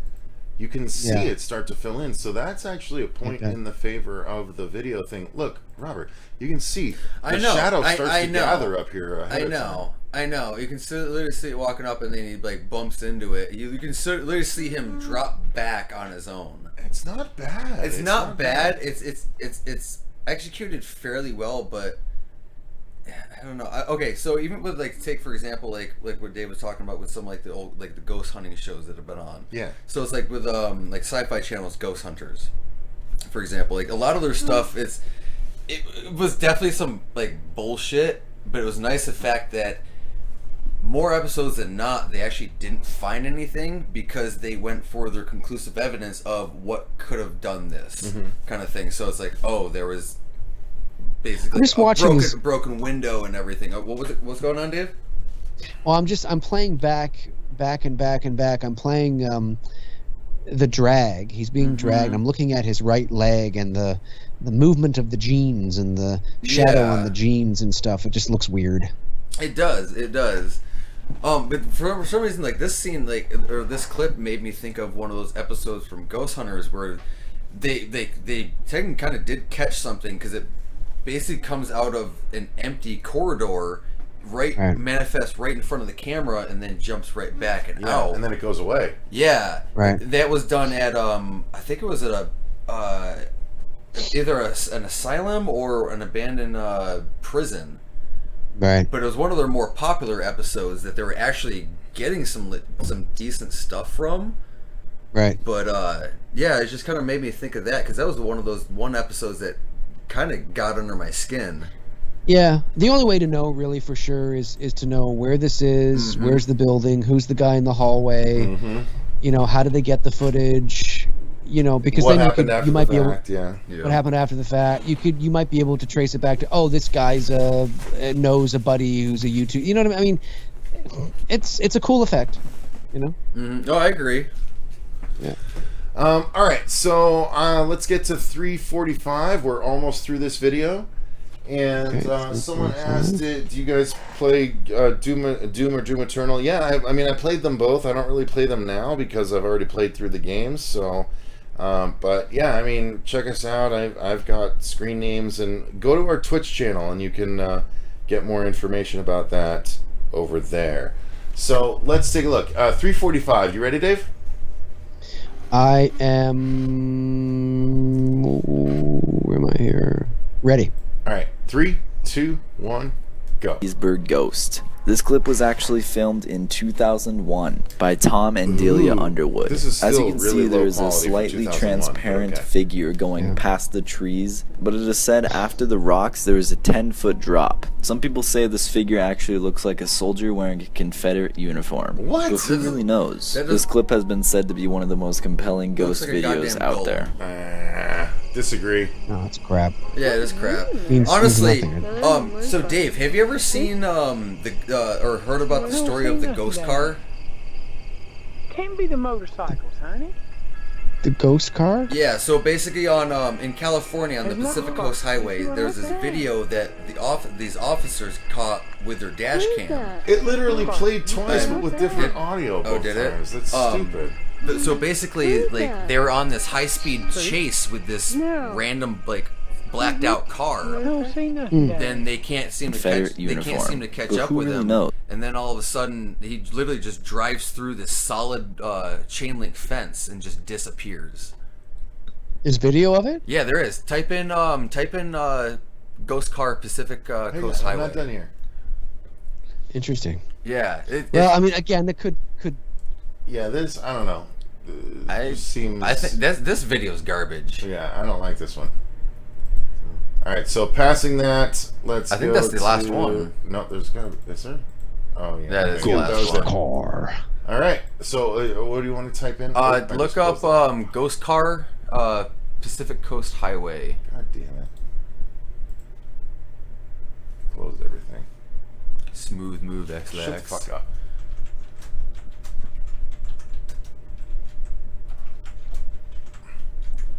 I wish I believed in ghosts, but we just haven't seen nearly enough evidence to.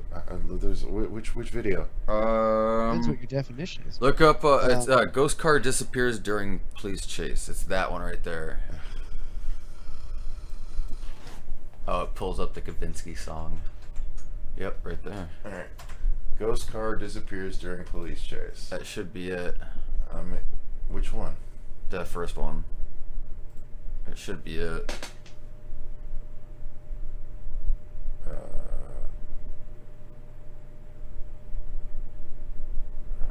It's not. Cause yeah, it was all caught on dash cam and everything. Fuck.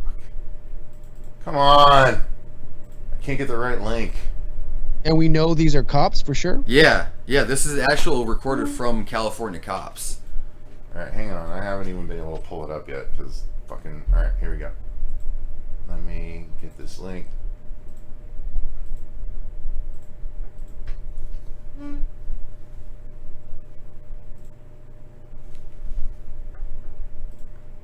Alright, so this is what I'm looking at, Dave. You might have already pulled it up, but. No, I haven't. I was waiting for you. Okay, let me go click on the thing. And this. All right. Oh, where is this? This isn't even YouTube. This is a 240p video, so this is going to be awesome. Alright. Okay. So, what year was this? I think it was back in early 90s. Yeah. Alright, you ready? Okay. This is YouTube, kind of. Okay, let me bring it up full screen here. Oh, okay, we are on YouTube. Okay, I'm ready. I'm on. Okay, yeah, I'm ready. I've got 0 of 156. Yep, same. Alright. 3, 2, 1, go. We've seen how strange things can get at night. Well, things are about to get a whole lot stranger.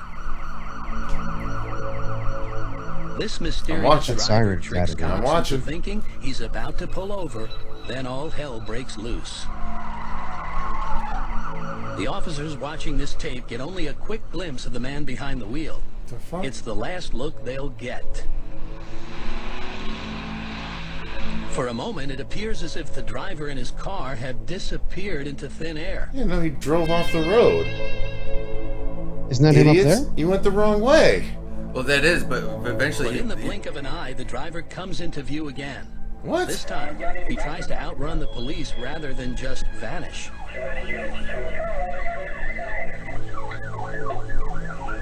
His moves are still baffling to the police as he swerves all over the road, driving like a man possessed. It's not baffling. He's just trying like to leave. Swerving. It's not baffling. He gets back on a straightaway. Listen, put in creepy music and creepy commentary. You can make anything creepy. Supernatural speed? He's going 35 miles an hour. What I the know. fuck? Supernatural speed. Yeah, like what? I never said the Just a commentary moment, was. He's going to make a turn into the Twilight Zone. What? Watch. I'm watching. This better be amazing.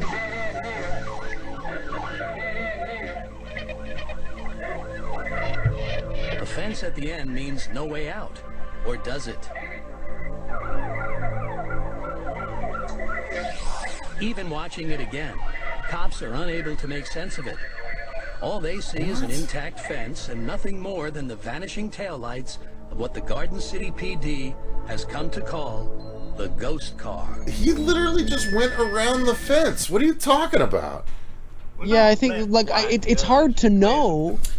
Well, especially where, on the what angle. the rest of the fence looks like. Well, that too, yeah. That's Like it's hard to kind of know what the rest of the fence looks like. Like I mean, that's ridiculous. Yeah. The car did not disappear. Oh my god, that's lame. You're fired. And you've been pulling up better fucking videos tonight? Eat my ass. so he went through here. What they No, he didn't even disappear. He disappeared, and then they suddenly caught him again. It's like No, he went. yeah, he just kept driving. Yeah, he went. So he pulls up. He goes there. Mm-hmm. And then he So jumps that's down right the road. there. Yeah, I think he just went around the. I mean, come on. Let's put some Occam Razor in here a little bit. Yeah, right? yeah, really. What's more likely that this is a ghost car, and he literally just went through the fence, or there's a hole in the fence somewhere. Yeah, and he got around it. You can't even. You know, can't even and he went see around at it. the end. The goddamn. There's a whole section to the right where you could just drive around the fence. Like I don't understand, but okay. Cecil, it's the ghost car. Allegedly. The ghost that's car. Robert. That's this person sitting right next to me. Listen, it's very difficult to take this seriously because, well, he was traveling at supernatural speed. Yeah, no. That's true. Supernatural speed of 32 miles a per Walmart hour. 500. That's it. That's 32 it. miles, baby.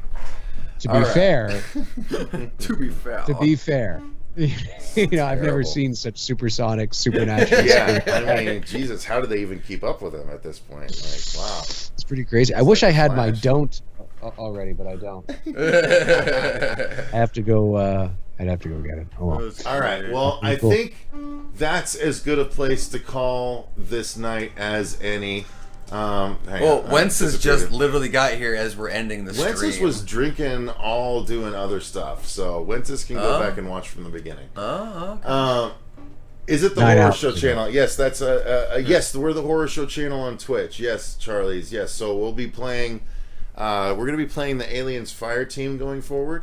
We put up our first Aliens Fire Team Let's Play this morning, and then we did our Aliens commentary on Friday. But we were just looking to have some fun and react to some videos, some quote unquote scary videos.